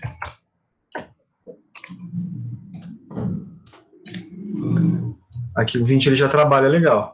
E o que é isso que a gente está observando? Isso se chama oscilação numérica. Né? E por que existe oscilação numérica? Por causa disso aqui. Esse cara aqui. Então, na verdade, eu tenho y n mais 1, que é igual um coeficiente qualquer vezes um yn. Eu quero sempre pegar esse cara. Se A é maior do que 1, o y vai crescer. Vai subir. Se o A é menor do que 1, o y, né, vai cair. Ele vai decrementar, né? Ele vai, tipo, 0,5. Cada vez que eu calculo, ele reduz a metade. Se for 1,5, 2. Cada vez que eu calculo, ele vai dobrando. Aí a função faz isso ou faz isso. Mas além disso acontecer, que é o que vai acontecer, depende do K, dependendo desse valor aqui que eu escolho, porque esse 1 é do problema, esse K é do problema, o Y é do problema, o único cara que não é do problema é o ΔX, esse é o cara que eu escolho. Então, 1 menos K ΔX tem que ser maior do que 0. Então, meu ΔX, para esse problema, né, ele tem que ser maior, né, do que 1 sobre K. Ele tem que ser menor do que 1 sobre K. Toda vez que eu escolho um ΔX que não respeita isso, esse cara vai ficar negativo, vai ficar menos aqui. Aí eu vou calcular um valor, dá positivo. No próximo, dá negativo. No próximo, dá positivo. E vai oscilar. E é o que vai acontecer. Ou ela vai oscilar, feito uma louca, aumentar, ou vai ficar exatamente numa frequência estática, quando isso aqui dá mais ou menos próximo de 0, ou ela vai amortecendo, ou ela fica suave. Ou seja, ele é condicionalmente estável. Ele só é estável se isso aqui acontecer. Se esse treco aqui for positivo. E é positivo dependendo do ΔX que eu escolho. Né? Isso acontece em todos os métodos numéricos. Isso aqui é só para essa derivada. Se for derivadas mais complexas, acontecem coisas piores. Né? Então, assim, a gente vai ter uma fórmula de recorrência que ela não trabalha sempre, ela dá problemas. Né? Aqui. Dependendo, ela vai funcionar ou não. E aquilo ele está fazendo exatamente, ele funciona tudo que eu mandei ele fazer. É um problema numérico. Se eu já mudar para positivo aqui, esse problema some, porque como o coeficiente é positivo, ele vai ser sempre positivo por causa daquilo. Eu vou botar 10 aqui, olha lá. Não fechou, ficou bem ruim, está lá embaixo. Tá vendo? Não dá nada, né? Não bateu, está bem ruim, né? Mas ele trabalha. Né? Ó. Está longe. Então, esse aqui, como ela sobe muito rápido, eu não consigo acompanhar com esse incremento muito grande. Eu tenho que fazer um incremento bem pequeno. Então, tem que fazer o negócio trabalhar, ó, agora sim. Eu usei o incremento para quê? Para conseguir pegar a curvatura da função, porque cada vez que eu invado com um ΔX aqui muito grande, pô, se o meu ΔX é 1, eu venho aqui 16, 14, eu vou 16, depois ele vai aqui, ele sai. Ele vai incrementando um erro. Que erro que é esse? O erro de truncamento, de tudo que eu joguei da função. Esse erro que está aqui, que é proporcional ao ΔX. Por isso que ela vai convergindo a medida. Né? E a gente daí vai ter, quando a gente tiver problemas com fundo do tempo, são problemas de valor inicial, né? E a gente daí tem séries de Taylor, que a gente viu, o método de Euler, que é esse que a gente acabou de ver, né? E o Runge-Kutta. Né? O problema de valor inicial é o que ele diz mesmo, é um problema de uma derivada, uma equação diferencial qualquer, sujeita a uma condição inicial, que pode ser um número ou uma função. Né? Isso aqui, ó. Então a gente vai ter aqui o exemplo, né? Que é o mesmo exemplo que eu dei aqui para vocês. Né? Essa aqui, solução geral é essa aqui. Então aqui, ó, para vocês entenderem o que é a solução geral e a solução específica. Essa equação aqui, todas as soluções possíveis dela são todas essas retas aqui. Essas aqui são todas as inclinações, ou seja, todas as derivadas que respeitam essa equação. Ou seja, aqui está T e aqui está Y. Aqui é uma solução. Aqui é uma solução também. Mas qual delas é? Depende do meu Y0. Onde eu estou começando? Se eu começar aqui, nesse ponto, ela vai seguir exatamente esse caminho. Se eu começar aqui nesse ponto, ela vai seguir exatamente esse caminho. Que tá na...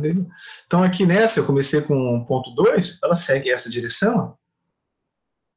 Ou seja, isso aqui é a solução geral. A hora que eu coloco a condição do valor inicial, esse C deixa de ser um C qualquer, e é um C que dá a solução específica dessa infinidade de soluções. Então, esse aqui é meu campo de soluções. E é isso que a gente tem quando tem equações diferenciais, infinitas soluções. Quando a gente dá as condições de contorno ou iniciais, a gente vai ter uma solução específica. Né? E é isso aqui que faz a série de Taylor. Ó, você tem lá a função do ponto x, e você quer saber, dentro dessa área de influência, ΔX, que pode variar de tamanho qualquer, quanto que é a sua função aqui na frente, quanto que é a sua função aqui atrás. E olha aqui, tem uma diferença, né? Ela não vai dar. Por isso que eu preciso de outras derivadas. Eu tenho que pegar a derivada da derivada, para poder compensar essa coisa aqui. Né? Então, quanto maior a ordem, maior a precisão. Eu consigo daí estabelecer, achar o valor da função lá. Esse aqui é o Taylor, esse cara bonito. Né?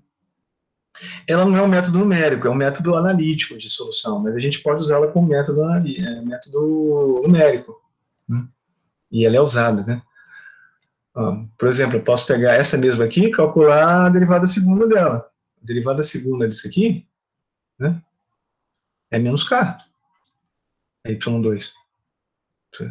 Isso aqui é igual a menos k. Ó. O meu próximo y é igual ao meu y mais a minha derivada primeira, está aqui, que é essa aqui, ΔX sobre 2, minha derivada segunda, e a derivada terceira que já é zero, porque a derivada constante é nula. Então, ou seja, eu tenho agora uma fórmula de recorrência para o série de Taylor, sem ter que fazer aproximação. Isso aqui é exato. Isso aqui é igual. Né? Não tem erro associado aqui. E se eu fizer isso lá, eu posso fazer dessa forma aqui. Ó. Essa aqui é a minha... Vou calcular, essa é a minha fórmula geral, que eu podia programar ali. E eu posso fazer daí agora, o meu y1 vai ser igual ao meu y0 vezes isso aqui. Meu y, aí esse cara vem para cá, calculo y2. Esse vem para cá, calculo y3. Vem para cá, e assim vai até chegar no último ponto que eu quero. E vou fazendo. Mas ela não converte para qualquer intervalo. Então, sempre que a gente vê em série, quem já terminou todos os cálculos, deixa eu acender aqui um pouco, porque aqui já está escuro aqui.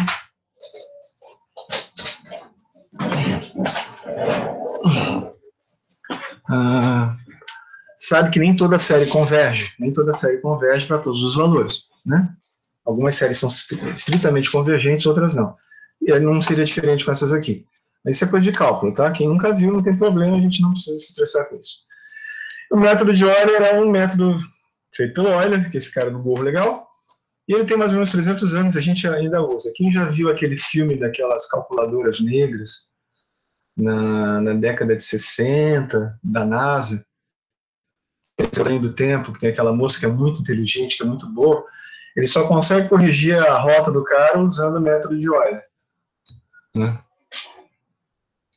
Porque eles não estavam conseguindo achar solução analítica para a órbita do cara, porque envolvia o problema de 3 pontos, que não tem solução analítica, né? Que é a gravidade da Lua, a gravidade do cara, mas a gravidade da Terra. Aí não conseguia achar. Né? Aí eles usaram o método de Euler para resolver e trouxeram o cara para casa. Acho que no programa Mercury. Né? Esse que a gente fez aqui é o método de Euler de primeira ordem. Né? Que é esse aqui, ó. Que é o que a gente fez. Não tem nada demais. Tem de segunda ordem? Tem. Por quê? Aí o erro vai ser da ordem de ΔT ao quadrado. Ele já vai conseguir ter aproximações melhores. Mas não é esse aqui. A gente teria que fazer uma manipulação algébrica dessa série de Taylor para chegar nisso. E vai fazer isso aqui que a gente fez lá. Ó. Vai calculando, indo para o próximo, indo para o próximo, indo para o próximo, indo para o próximo. Imagine isso agora em 2D. A gente teria agora uma superfície aqui, ó, de resposta. Né? Se a gente tivesse aqui um X aqui também indo, ó, aí, ó, a gente teria, e em 3D então a gente teria daí o campo inteiro. É isso que a gente vai fazer. A gente não, simulador, tá pronto, aqui ó. E aqui é o problema, né, que a gente viu lá, que dá, ó, se a gente tiver o ΔT, no caso eu usei ΔX, né, ele tem que ser menor do que 1 sobre K. Então, quem manda no espaçamento é a física. Isso aqui, vamos supor, se for a ordem da reação, se for a constante de reação, sei lá, tem dCA, dt, igual a menos 0,01, né? Uma reação mais rápida aqui, cadê? 0,9, que é aquele que eu usei lá. CA. Né? Então, esse cara aqui não pode ser menor do que 1 sobre 0,9. Quem manda no problema é a física, não sou eu. Eu não escolho qualquer. Qualquer coisa abaixo disso é minha escolha, questão de precisão. Mas quem está dizendo se o problema vai ter a solução convergida ou não é a física. E eu nunca posso esquecer disso. A física manda no problema. O simulador não faz milagre. Se você não entende da física, você não converge. Né?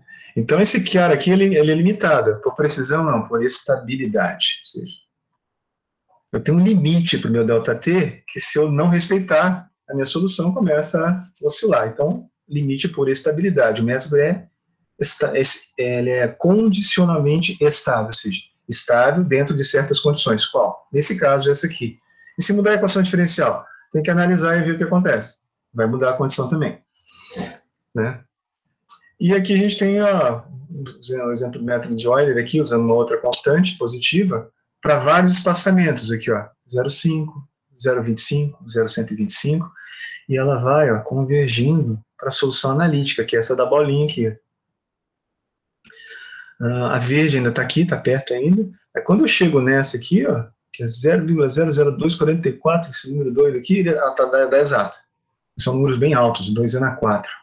Ela sobe bem rápido. Por quê? Porque se eu usar espaçamentos muito grandes, ó, eu não pego a mudança de curvatura. A curvatura muda muito rápido, então eu tenho que... Se for uma função muito suave, beleza, essa aqui já pega. Talvez essa também já pegaria. Então quem manda é o problema nesses espaçamentos aqui. E qual a solução? Como é que eu sei que isso acontece? Eu tenho que fazer esse teste, eu tenho que rodar com esse, rodar com esse, rodar com esse, rodar com esse, rodar com esse e rodar com o próximo.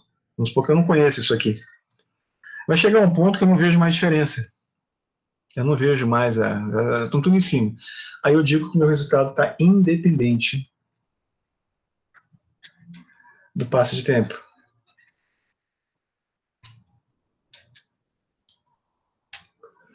Ele não depende, ou seja, qualquer passo de tempo abaixo desse aqui, ou ΔX, se for o caso, se fosse x aqui, não teria problema nenhum, daria a mesma coisa, né? Ele está independente do meu espaçamento. Então, aquela ali já é a minha solução numérica que eu posso confiar. Eu não sei ainda se isso aqui modela o meu problema, eu tenho que comparar e ver se lá, se meus dados vão estar aqui. Se meus dados estiverem aqui, por exemplo, não, meu problema está aqui. Esse aqui não é a minha equação diferencial, provavelmente o erro está no K, às vezes aqui é um quadrado, é outra coisa. O modelo está incompleto. Então, esse é o ciclo que a gente faz, de teste e comparação. Tem que verificar e validar.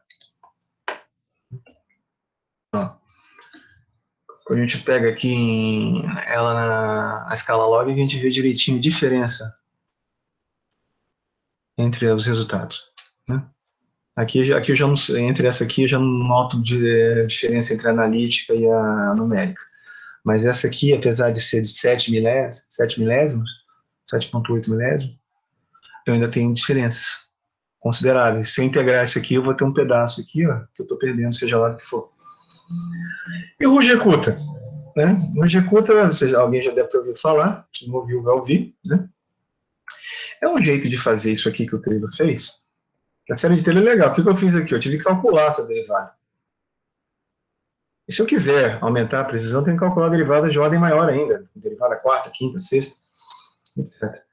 E aí esses dois caras tiveram uma ideia assim, pô, não tem como eu usando o valor do que eu já calculei, né, estimar o valor só usando a derivada que eu já tenho, ou seja, aquela que o problema me dá, né, essa aqui, né, a minha y. Aí eles fizeram um esquema, que é esse é o Ruge e esse é o Kutta, né, primeiro aqui.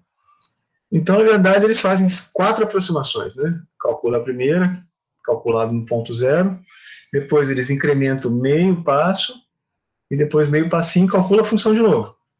Aí pega esse valor, joga para cá, calcula a função de novo, mais meio passo, depois de novo, faz isso 4 vezes, né? E depois faz uma média ponderada. E aí isso aqui não é simplesmente escolheu fazer isso aqui, tem uma dedução bem chata para fazer isso aqui, demora para caramba, leva umas 4 páginas. Mas vocês, é uma fórmula de recorrência. E isso aqui tem ordem de delta, no caso aqui se for x, delta x a quarta, o erro, né? E o Euler de primeira ordem, ΔX. Então, por exemplo, se eu tiver um ΔX igual a 0,1, meu erro é dessa ordem para esse. E aqui é de 0,00001. o erro? Para o mesmo espaçamento. Porque a ordem é maior. Né? Só que é mais chato de fazer, eu tenho que fazer mais operações. Né? Isso é que faz o método numérico. Pergunta, gente? Perguntinhas?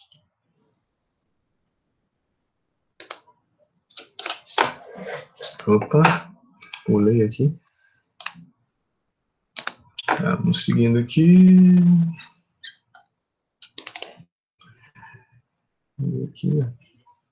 Aqui tem outros exemplos aqui. Outro método numérico interessante, né, de Newton. Né? Por exemplo, isso aqui, ó. Quem não viu ainda vai ver em operações, né? Curva de equilíbrio líquido-vapor. Né? Tem aqui a linha de orvalho, linha de bolha, tudo vapor aqui embaixo, tudo líquido aqui embaixo, aqui que eu tenho as duas fases. Olha que legal. Vou mudar a pressão. Quero saber qual é a curva de Streck a 50 bar. Acabou de fazer para mim. Mudou a curva de equilíbrio líquido-vapor. Aqui tem as temperaturas que eu tenho, né? Mas como é que eu fiz isso? Usando o método de Newton. O método de Newton está aqui, ó. Aquele que eu botei lá. Função. Aqui tem um passinho, menos a derivada, ó, f de bolhas. E o que são essas f de bolhas? Elas não são funções do Excel. Eu criei essas funções. Criei onde essas funções? Né? Criei aqui dentro. Ó. Desenvolvedor, Visual Basic, está lá. São as equações de Antoine. Ó. Pressão de saturação por O2 é isso aqui. Esses são os coeficientes da equação de Antoine, dentro dessa faixa de temperatura, por oxigênio. Pressão de saturação para o nitrogênio, está aqui. E aqui agora tenho as equações aqui de massa, né? As linhas, né? F de bolha, F de orvalho, né? Que são as frações, né? Frações de líquido e frações de vapor. Aí eu crio essa função aqui dentro, programo dentro dele e dobro no Excel. E aqui implementa a fórmula do... Essa aqui é a própria fórmula do... Essa aqui é a derivada, né? Isso aqui é o cálculo da derivada. Aqui, ó. Isso aqui é a derivada, da média de Newton. E aqui está a função f bolhas, aqui um controle numérico só, eu posso alterar do jeito que eu quiser, e a própria função. E aqui são as minhas interações. Pode ver que ele converge muito rápido, na verdade. Em 3, 4 interações eu já está convergido. Não precisava ir tão longe, eu dei 12 interações para eles, 14 aqui. Mas é bobeira, não precisava. Posso trocar isso aqui para um. Não interfere em nada no cálculo. É só um parâmetro numérico. Mas aqui interfere, porque isso aqui é físico. E eu já aparece lá qual é o meu polinômiozinho, para aproximar, para ficar calculando as minhas funçõezinhas, sem ter que eu fazer aquele monte de conta de termo. Né? Isso o que? Não é numérico, eu estou simulando. SFD? Não, mas é simulação. Eu estou aplicando as ferramentas. Mas aqui eu posso, por exemplo, resolver um problema de condução, usando diferenças finitas. A fórmula de diferenças finitas está aqui, ó. A gente ainda vai ver. Está aqui a fórmula de diferenças finitas. É uma condução de calor, ou seja, com a temperatura numa ponta, temperatura na outra ponta, e uma fonte de calor. Que um D fica desse jeito, e discretizando ela, fazendo a equação de diferenças finitas, aproximando a derivada segunda, a gente encontra essa equação. E eu implemento essa equação, ou seja, da frente, de trás, dividido por 2, igual do meio, mais o que estiver gerando ou consumindo. Só que em vez de interar, fazer aquele monte de coisa que eu fiz bonitinho no MATLAB, ou ali no Excel agora, na outra, eu vou só arrastando a fórmula pro lado aqui, ó. Aí ele vai, ó, à medida que eu vou chegando lá, ele vai convergindo. Até pintei para mostrar digamos, o aquecimento. Eu posso mudar aqui, ó, agora as temperaturas, botar 10 graus aqui. Pronto, 10 graus, mudou. Está esquentando. Essa aqui é a face quente, olha como ele vai esquentando. À medida que vai inteirando, né? Cada linha dessa é uma interação. E se a fonte for zero, ou seja, eu não tenho fonte de calor? A solução é uma reta. Olha lá. Aqui está a comparação, numérica e analítica. E se eu tiver uma fonte aquecendo? Vai ficar parabólico, para cima, olha lá. Aqueceu. Né? Só que eu tenho que mudar aqui na analítica, que eu não mudei. Droga, fiz uma besteira. Aqui. 0.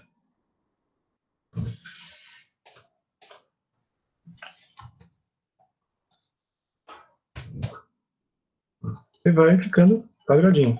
E por que não está certinho? Porque eu estou com poucos pontos. Se eu fizer bastante pontos, ele vai passar exatamente em cima. Né?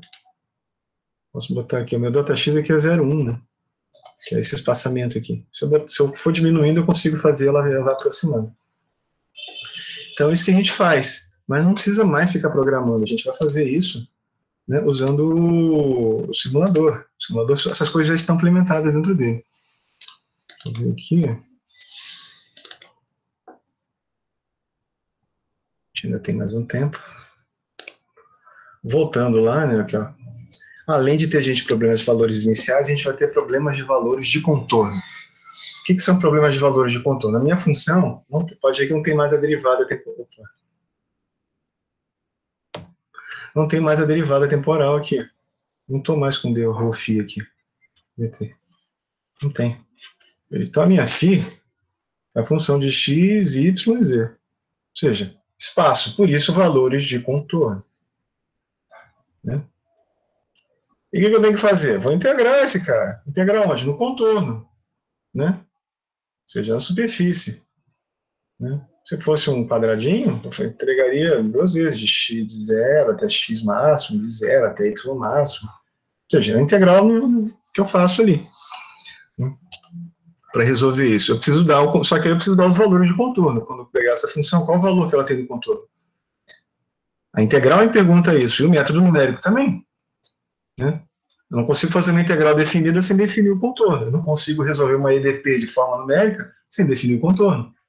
Então, o método numérico é um integrador numérico. Você está integrando a equação diferencial quando você está resolvendo a EDP numericamente. É uma integração. Né? Então, aqui a gente vai ter fluxo advectivo e fluxo difusivo e geração dessa propriedade. E aqui a condição de contorno dela.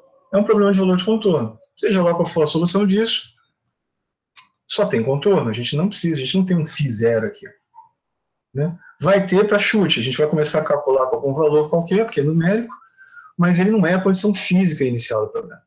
Né? Não interessa o valor que ele tem. Por exemplo, condução. Eu acabei de mostrar. Eu tenho aqui uma barra isolada na lateral, quente de um lado, frio do outro, com geração de calor.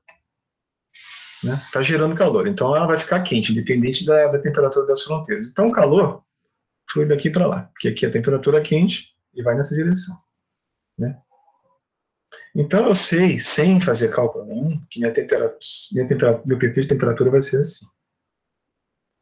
Porque é o seguinte, essa aqui é a equação geral, em 3D. É 1D, então ela fica só em x. Quando eu integrar a derivada, eu vou ter que integrar duas vezes isso aqui, vai dar isso aqui mais uma constante, na segunda integração, porque é uma derivada segunda, mais uma outra constante. Né? Tudo isso com x e x ao quadrado, então é uma parábola. O sinal da parábola depende do valor de quê? Né? Então, quando está aquecendo, vai para lá. Quando está resfriando, a temperatura cai, né? De forma parabólica. Eu não preciso nem resolver, eu sei que tem que dar isso. Por quê? Porque eu entendo da física, eu entendo isso aqui, eu sei isso aqui.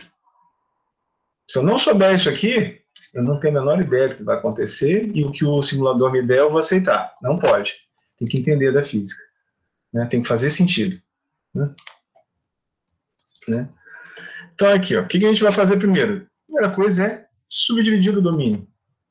Isso aqui está passando para lá para cá. Subdividir o domínio em elementos discretos. Pequenas fichas, né? Ou seja, pedacinhos. E vou resolver daí a temperatura para cada um. Né? E aí vou tirar... Por que toda hora ele passa 2 vezes? Nossa, cara. Aí ele passa aqui, ó. Então eu vou ter aqui, ó. Aqui é a minha condição de contorno, eu conheço, do tipo Dirichlet.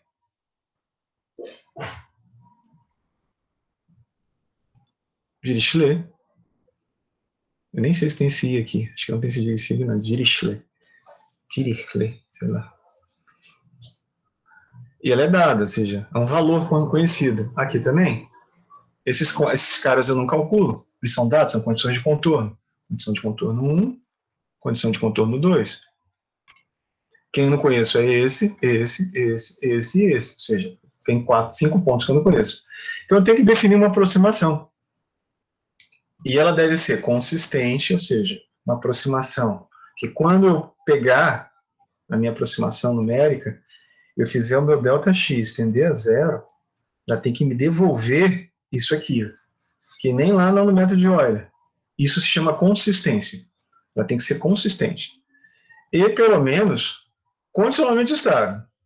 Né? Ou seja, ela tem que ser estável dentro de alguma condição, porque tem as incondicionalmente estáveis. Ou seja, ela não fica estável de jeito nenhum. Né? Aqui está errado, pontos. Né? Então, quanto maior o número de pontos, mais precisa vai ser a solução. Então, vou pegar aqui, ó. Vou fazer uma aproximação, diferenças finitas. Por que ele está agora pulando aqui? A minha mesa gráfica com o pau. Vou fazer aqui, ó, vou pegar o meu ponto qualquer, em X, e vou ver ele para trás. Ó. Cadê aqui? Ele para frente. ΔX mais X. Gente, que meu PowerPoint está fantasma, ele está andando sozinho.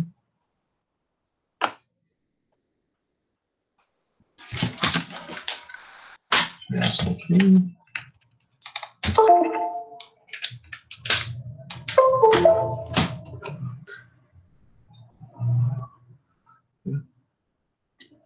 Isso aqui que eu vou ter aqui, ó. Eu vou pegar um ponto qualquer e vou ver como é que é para trás. Vou fazer o que a gente fez lá no método de Euler. Vou fazer um truncamento aqui, ó. Né? Para frente, gente. Aqui, ó. Vou fazer ela para frente. Ela tá passando com... Deixa eu fechar, gente, o PowerPoint aqui, ele tá dando pau. Acho que ela tá com tempo de apresentação de slides. Usar intervalos, é isso. Ela tá passando sozinha.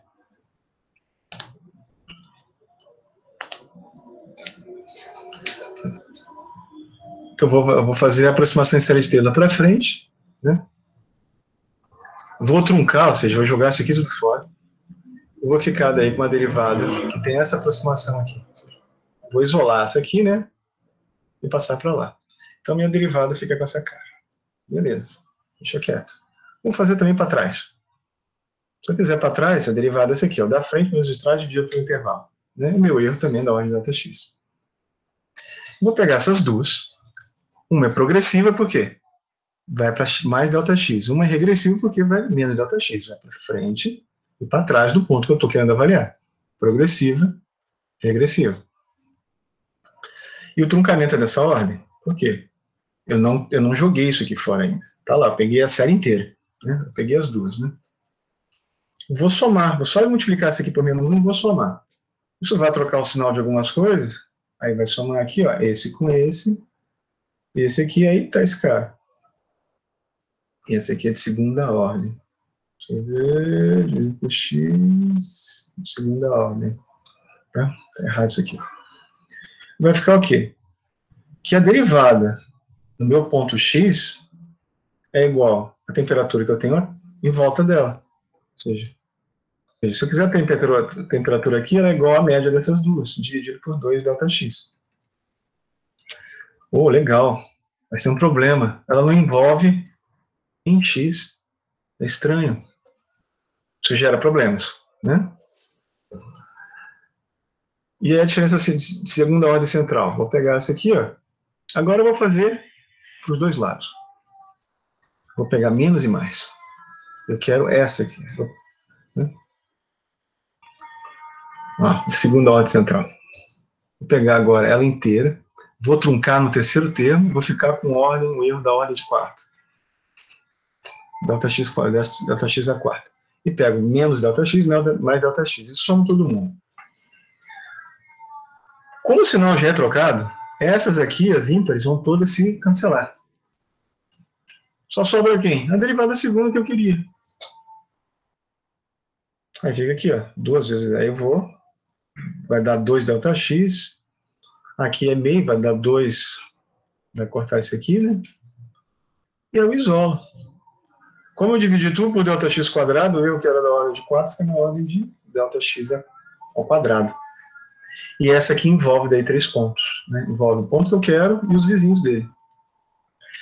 E o legal dela é o seguinte, é um problema de difusão, ou seja, se eu esquentar esse ponto, o calor flui para os dois lados. Ou seja, a derivada que eu aproximei é de segunda ordem, e a minha derivada central, que joga para os dois lados, ela tem características de usar o próprio ponto que eu quero calcular, os vizinhos dele para saber a diferença, que eu estou calculando a derivada, e ainda assim a informação se propaga para os dois lados, do mesmo jeito que acontece com a difusão, que é o que está acontecendo, difusão de calor. É igual jogar uma pedrinha na água, ela vai, as ondas vão se propagando de forma iguais.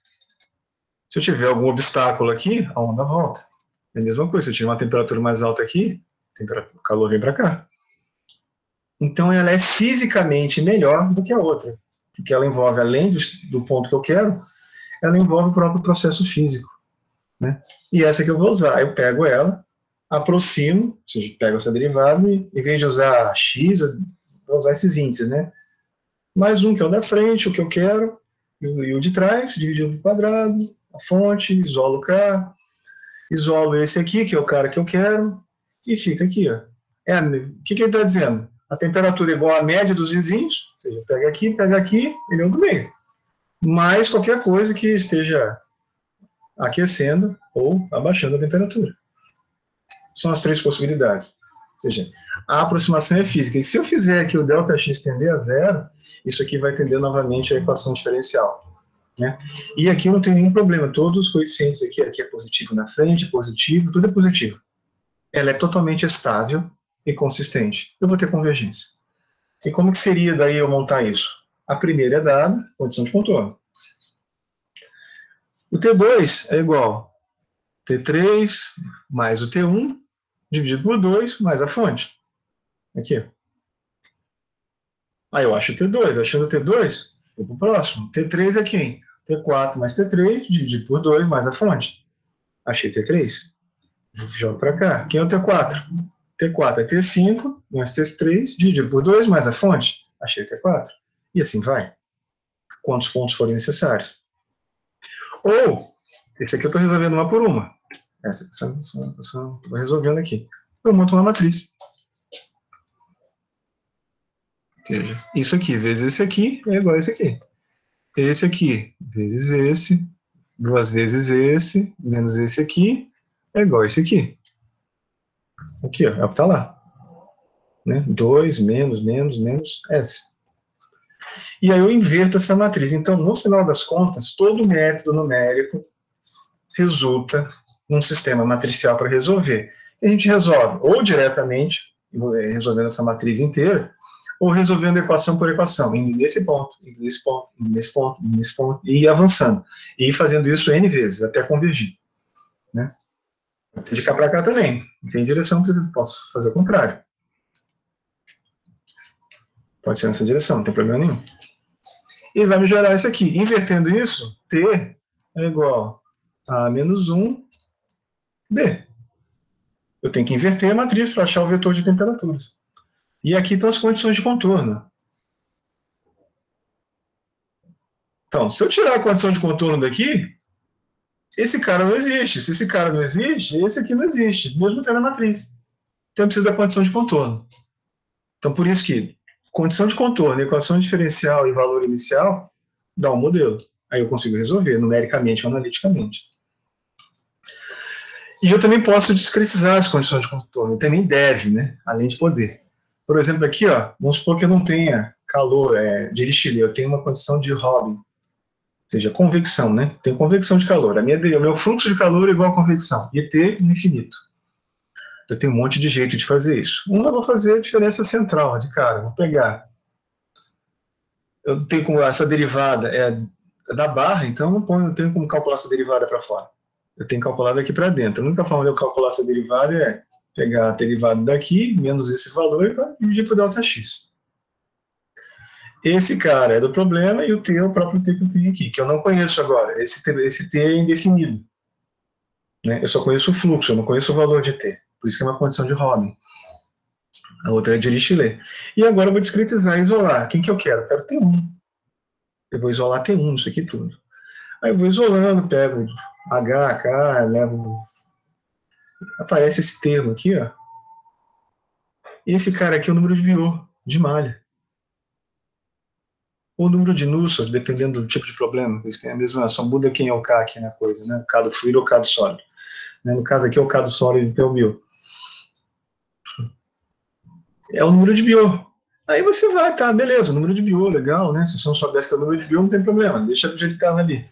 Aí isola aqui, aí você olha lá, tipo, aí você olha, 1 vezes T2 mais Biot vezes o T infinito, dividido, é uma média ponderada. Ou seja, P1 vezes o peso da P1 mais a P2 vezes o peso da P2 dividido pelo somatório dos pesos é a média que você vai ter. Passou. É a mesma coisa. É uma média ponderada entre o valor exterior, tem infinito, e o 9zinho. Ou seja, ela é fisicamente consistente e não tem nenhum problema de sinal negativo aqui. Ó. Não tem nada aqui. Ou seja, se o Biot for gigantesco, né, significa o quê? Que eu tenho baixa condução ou um H gigante, né? Então, assim, a temperatura aqui é praticamente a temperatura do infinito. Né? Então vai ficar aqui, ó, vai ficar tipo Biot por Biot, né? Esse termo aqui não vai pesar nada, né? Ou seja, significa um K, um H muito grande, a convecção é enorme, ou um K muito pequeno também. Né? Se o Biot tender a zero, ou seja, tem convecção, é zero, a temperatura aqui igual a temperatura ali, a derivada é igual a zero, ou seja, isso aqui, ó, dá zero. T1 igual a T2, ou seja, isolei. Ou seja, o H, eu disse que o H é zero, então não tem convecção, então a derivada está isolada. Ou seja, ela é fisicamente consistente em qualquer situação, limite. Se eu tiver nenhuma convecção, ela me retorna o valor de condição adiabática, e se for infinita, ela me retorna o valor de ponta de aleta, que é P infinito. Quando a área é muito pequena, o valor, a aleta é muito grande, coisas do tipo. Ela me retorna. É uma discretização boa, mas eu posso fazer uma discretização ruim. Quer ver? Fazer uma regressiva, né? Fazer de T1 menos o T infinito, né? Da ponta menos o do exterior. Não faz muito sentido. Aí eu vou fazendo e eu acabo chegando nisso aqui, ó. T1 igual a T infinito, porque aqui cancelou. Né? Porque aqui eu já tenho T1 e T infinito, então acabou dando uma zoada. Ou seja, essa aqui não, ela me colapsou. Né? Isso aqui não acontece. Porque ela não está dependendo do Biot, ou seja, dependendo do H, isso aqui vai acontecer. Aqui para qualquer H ela acontece, porque sumiu.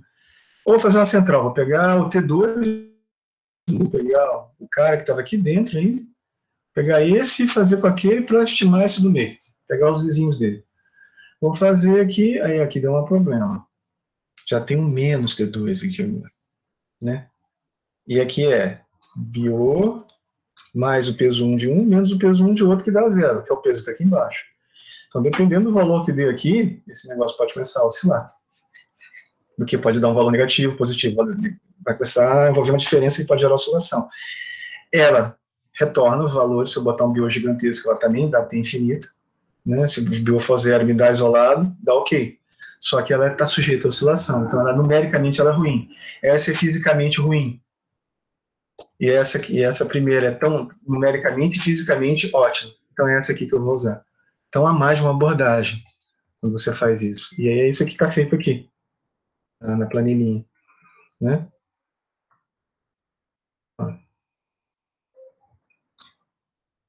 Aqui escrevendo de forma matricial, né? Todas as equações sem resolver nada, ou seja, sem abrir, sem isolar, né? Resolver todo mundo da mesma forma, já numeradinho. Pego isso aqui, ó, chamo esses caras de A, que são os coeficientes da matriz, ou seja, A do ponto P, do ponto leste e do ponto W. Então, A de W, em vez de fazer I mais 1, I mais 2, isso aqui é uma notação de volumes finitos, tá, que a gente usa nas direções. Então, o E é leste-leste, aqui é WW, oeste-oeste. Então, esses são os valores do coeficiente. E aqui os valores de B. Eu monto a matriz e tá lá. Inverte ela. Né? E aqui tem também, ó, dá para resolver no Excel da mesma forma. Eu não sei onde está essa matriz, essa planilha, mas eu vou passar para vocês. Ó, tá aqui os coeficientes, eu mudo lá, ó, ele me resolve. Né? Ele inverte, tem dois jeitos de resolver esse sistema linear, tem até três, né? Mas aqui é de forma direta, aqui está usando a eliminação gaussiana. Né? Tem esses passos aqui, vocês podem fazer. Então, o que a gente tem que fazer? Deixa eu ver que horas são, tem 10 minutos ainda. Né? A gente vai sempre cair em sistemas lineares quando a gente trabalhar com métodos numéricos em CFD. Sempre. Né? A parte do solver é isso. Ele vai se resume a quê? Calcular os coeficientes da matriz para cada ponto, o volume de controle, montar essa matriz e esse vetor, que é o assembling da matriz, ou seja, a montagem, aí usar um solver, aí cada solver é o cara que inverte a matriz, né? Ou seja, ele é já projetado para essa estrutura, e o tipo de problema. Né? E o solver é o quê? O algoritmo de inversão da matriz dos coeficientes. É o conjunto de funções e subrirotinas que vai fazer isso. E aí o coração de cada simulador. O Statista é um solver, o Fluent é um solver, o Consult é um solver. Todos eles são diferentes. Né? E a qualidade deles, da solução, é justamente a do solver. Né? Se o solver é muito bom, e os modelos, obviamente, estão bem feitos, são modelos bons, você vai ter daí resultados muito bons. Então, esse aqui é o coração de todo simulador. E é o cara que fica invertendo a matriz, fica lá, você fica acompanhando. Né? Aqui, por exemplo, eu tenho uma geometria 2D com volumes de controle numerados, ó, de 1 a 10, né? Ou esse aqui, ó, numeradinho assim, né? Uma malha 1D com esquema de 6 pontos. O que é um esquema de 5?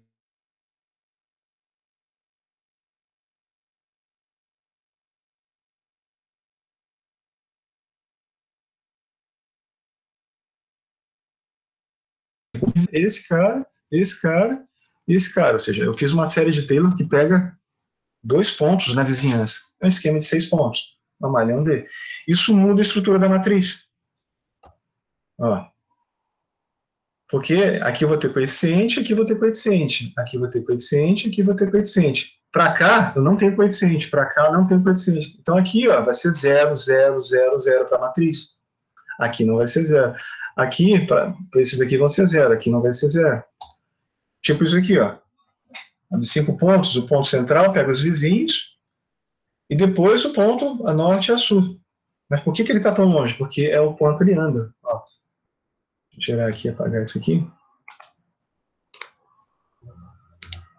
Ó. Se eu pegar o ponto 10, ele tem 11, que é o vizinho, 9, que é o vizinho. Para cima e para baixo. Depois ele vai 1, 2, 3, 14. Ou seja, ele vai andar 4. E depois para trás vai andar 4 também. 9, 7, 8, 6. Então é sempre o número n mais 4, n menos 4, n mais 1 e n menos 1. É sempre assim. É isso aqui, ó. N, ó, vou pegar esse aqui no meio aqui. N mais 1, N menos 1. N mais 4. 1, 2, 3, 4. Norte. Menos 1. 1, 2, 3, 4. Sul. E ela fica com a estrutura definida. E esses aqui são os cantinhos da malha. São esses cantos que não tem ninguém aqui. Por isso que aí ficam os vazios, porque não tem ninguém para calcular. E quem que são esses caras? São os pesos. Né? Então, o valor da temperatura nesse ponto depende dos pesos desses caras aqui, o quanto eles são importantes. É uma média ponderada, e a matriz faz isso. E aquele outro, quando fica? A mesma coisa. É n mais 1, n mais 2, n menos 1, n menos 2. Então, fica tudo juntinho. É um esquema de 5 pontos também, só com uma estrutura totalmente diferente. Eu posso usar o mesmo solver para resolver as duas, mas eu posso projetar um solver para isso e projetar um solver especificamente para isso, tirando vantagem dessas qualidades. Né? E é isso que fazem os simuladores, os solvers. Né? Ó, por exemplo, condução 2D anisotrópica. Eu tenho casos diferentes para direções diferentes. Né? E eu tenho que aí avaliar essa derivada na direção x. Ou seja, uma derivada de y na direção x. Estou aqui, ó, eu tenho que avaliar essa derivada aqui. Ó. E aqui. Como que eu faço isso? É na direção y. Não tem ninguém aqui para fazer, né, para cima. O que eu fiz? Fui até o ponto dessa face e fui até o ponto dessa face. né? Que é aqui, ó. Esse ponto, esse ponto. Noroeste, norte, sudoeste, sul. Aqui. Noroeste, norte, sudoeste, sul. Subi e desci. E esse cara, eu fiz daí a média dos dois, ó. Noroeste, norte, sudoeste e sul. Tirei a média deles. E aqui a mesma coisa. E agora faço isso aqui. Então, a minha aproximação agora se tornou esse trambolho. E esse aqui é o espaçamento, do y no norte e y no sul. Se forem iguais, vai dar 4 aqui. Se não forem iguais, não tem problema. Estou somando. Pode ser uma malha assim e outro grandão. Não tem problema, vai fazer igual. Já mudou, né? E aqui daria a mesma coisa, né? Ó, é um esquema que vai envolver 4 pontos para calcular uma derivada, né? Naquela face. Porque eu inventei isso. Podia ter feito outro. Tem mais jeito de fazer. Aí vai dar um negócio desse jeito. Uma matriz de 9 pontos. Que além de envolver esses caras aqui, ó, deixa eu ver. Além de envolver os vizinhos que ele envolveria, ou seja, o de 5 pontos, que é o clássico, ele, para calcular essa derivada cruzada aqui, essas duas, eu preciso envolver esses caras. Então ele vai envolver também esses pontos aqui. Então eu vou ter que ter coeficiente aqui também. Então ele vai mudar a estrutura da matriz. Mudou de novo. Agora aqui eu tenho vizinhos, ó. Tem 3 bandas definidas. Isso para 2D, para 3D fica pior. Né? Vou descartar aqui. Na próxima aula a gente vai ver o método de volumes finitos. Tá? A gente não vai invadir ele agora, mas isso é preciso entender o que é feito. Tá? A gente não vai fazer ainda o método de volumes finitos. Né? Porque tem bastante coisa ainda lá para ser vista, não vai dar tempo. Né? Deixa eu ver aqui. Fala como é. Chegar meu rosto. Fechar isso aqui. Fechar aqui também. Fechar aqui também.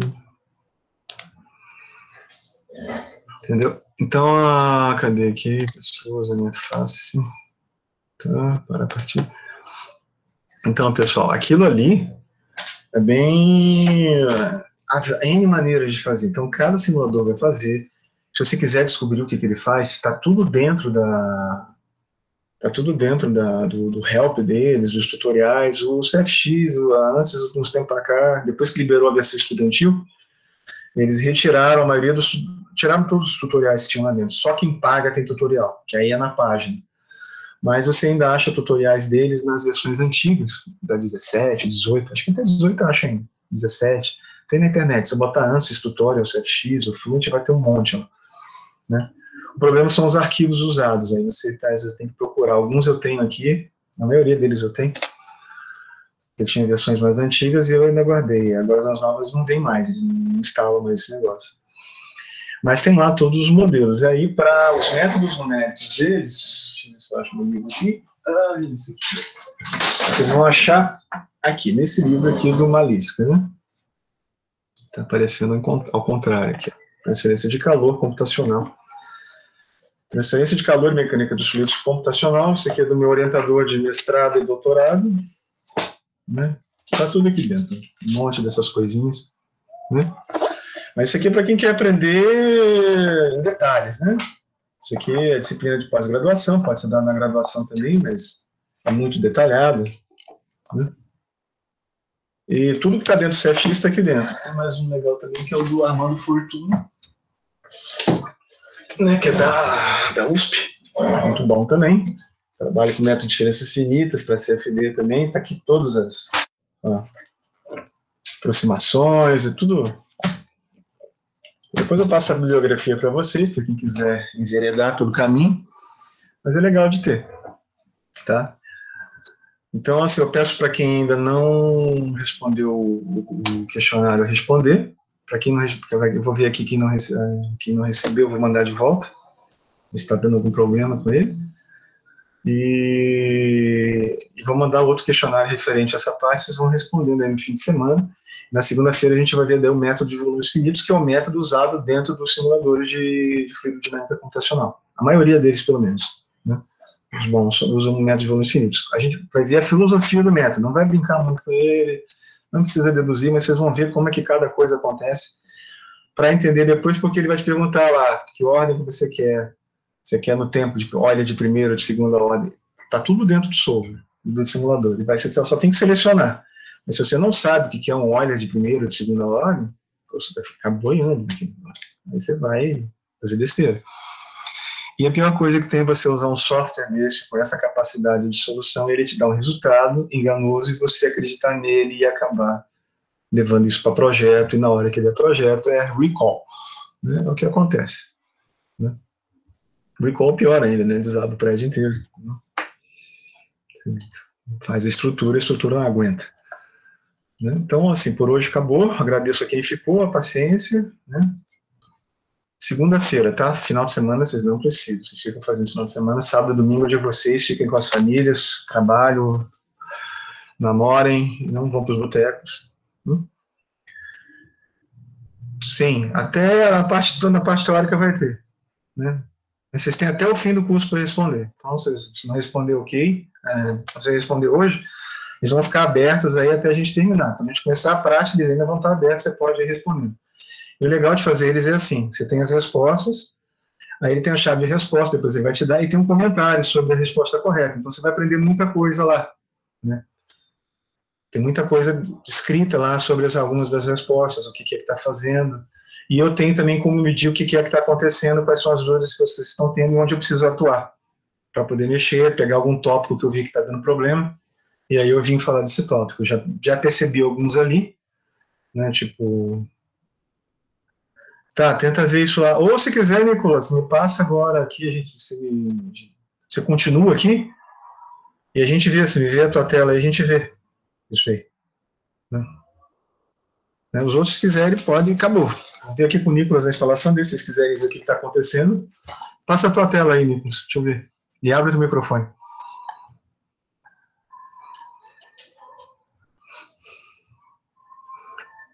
Ok, boa noite para os outros aí. Deixa eu parar de gravar, né?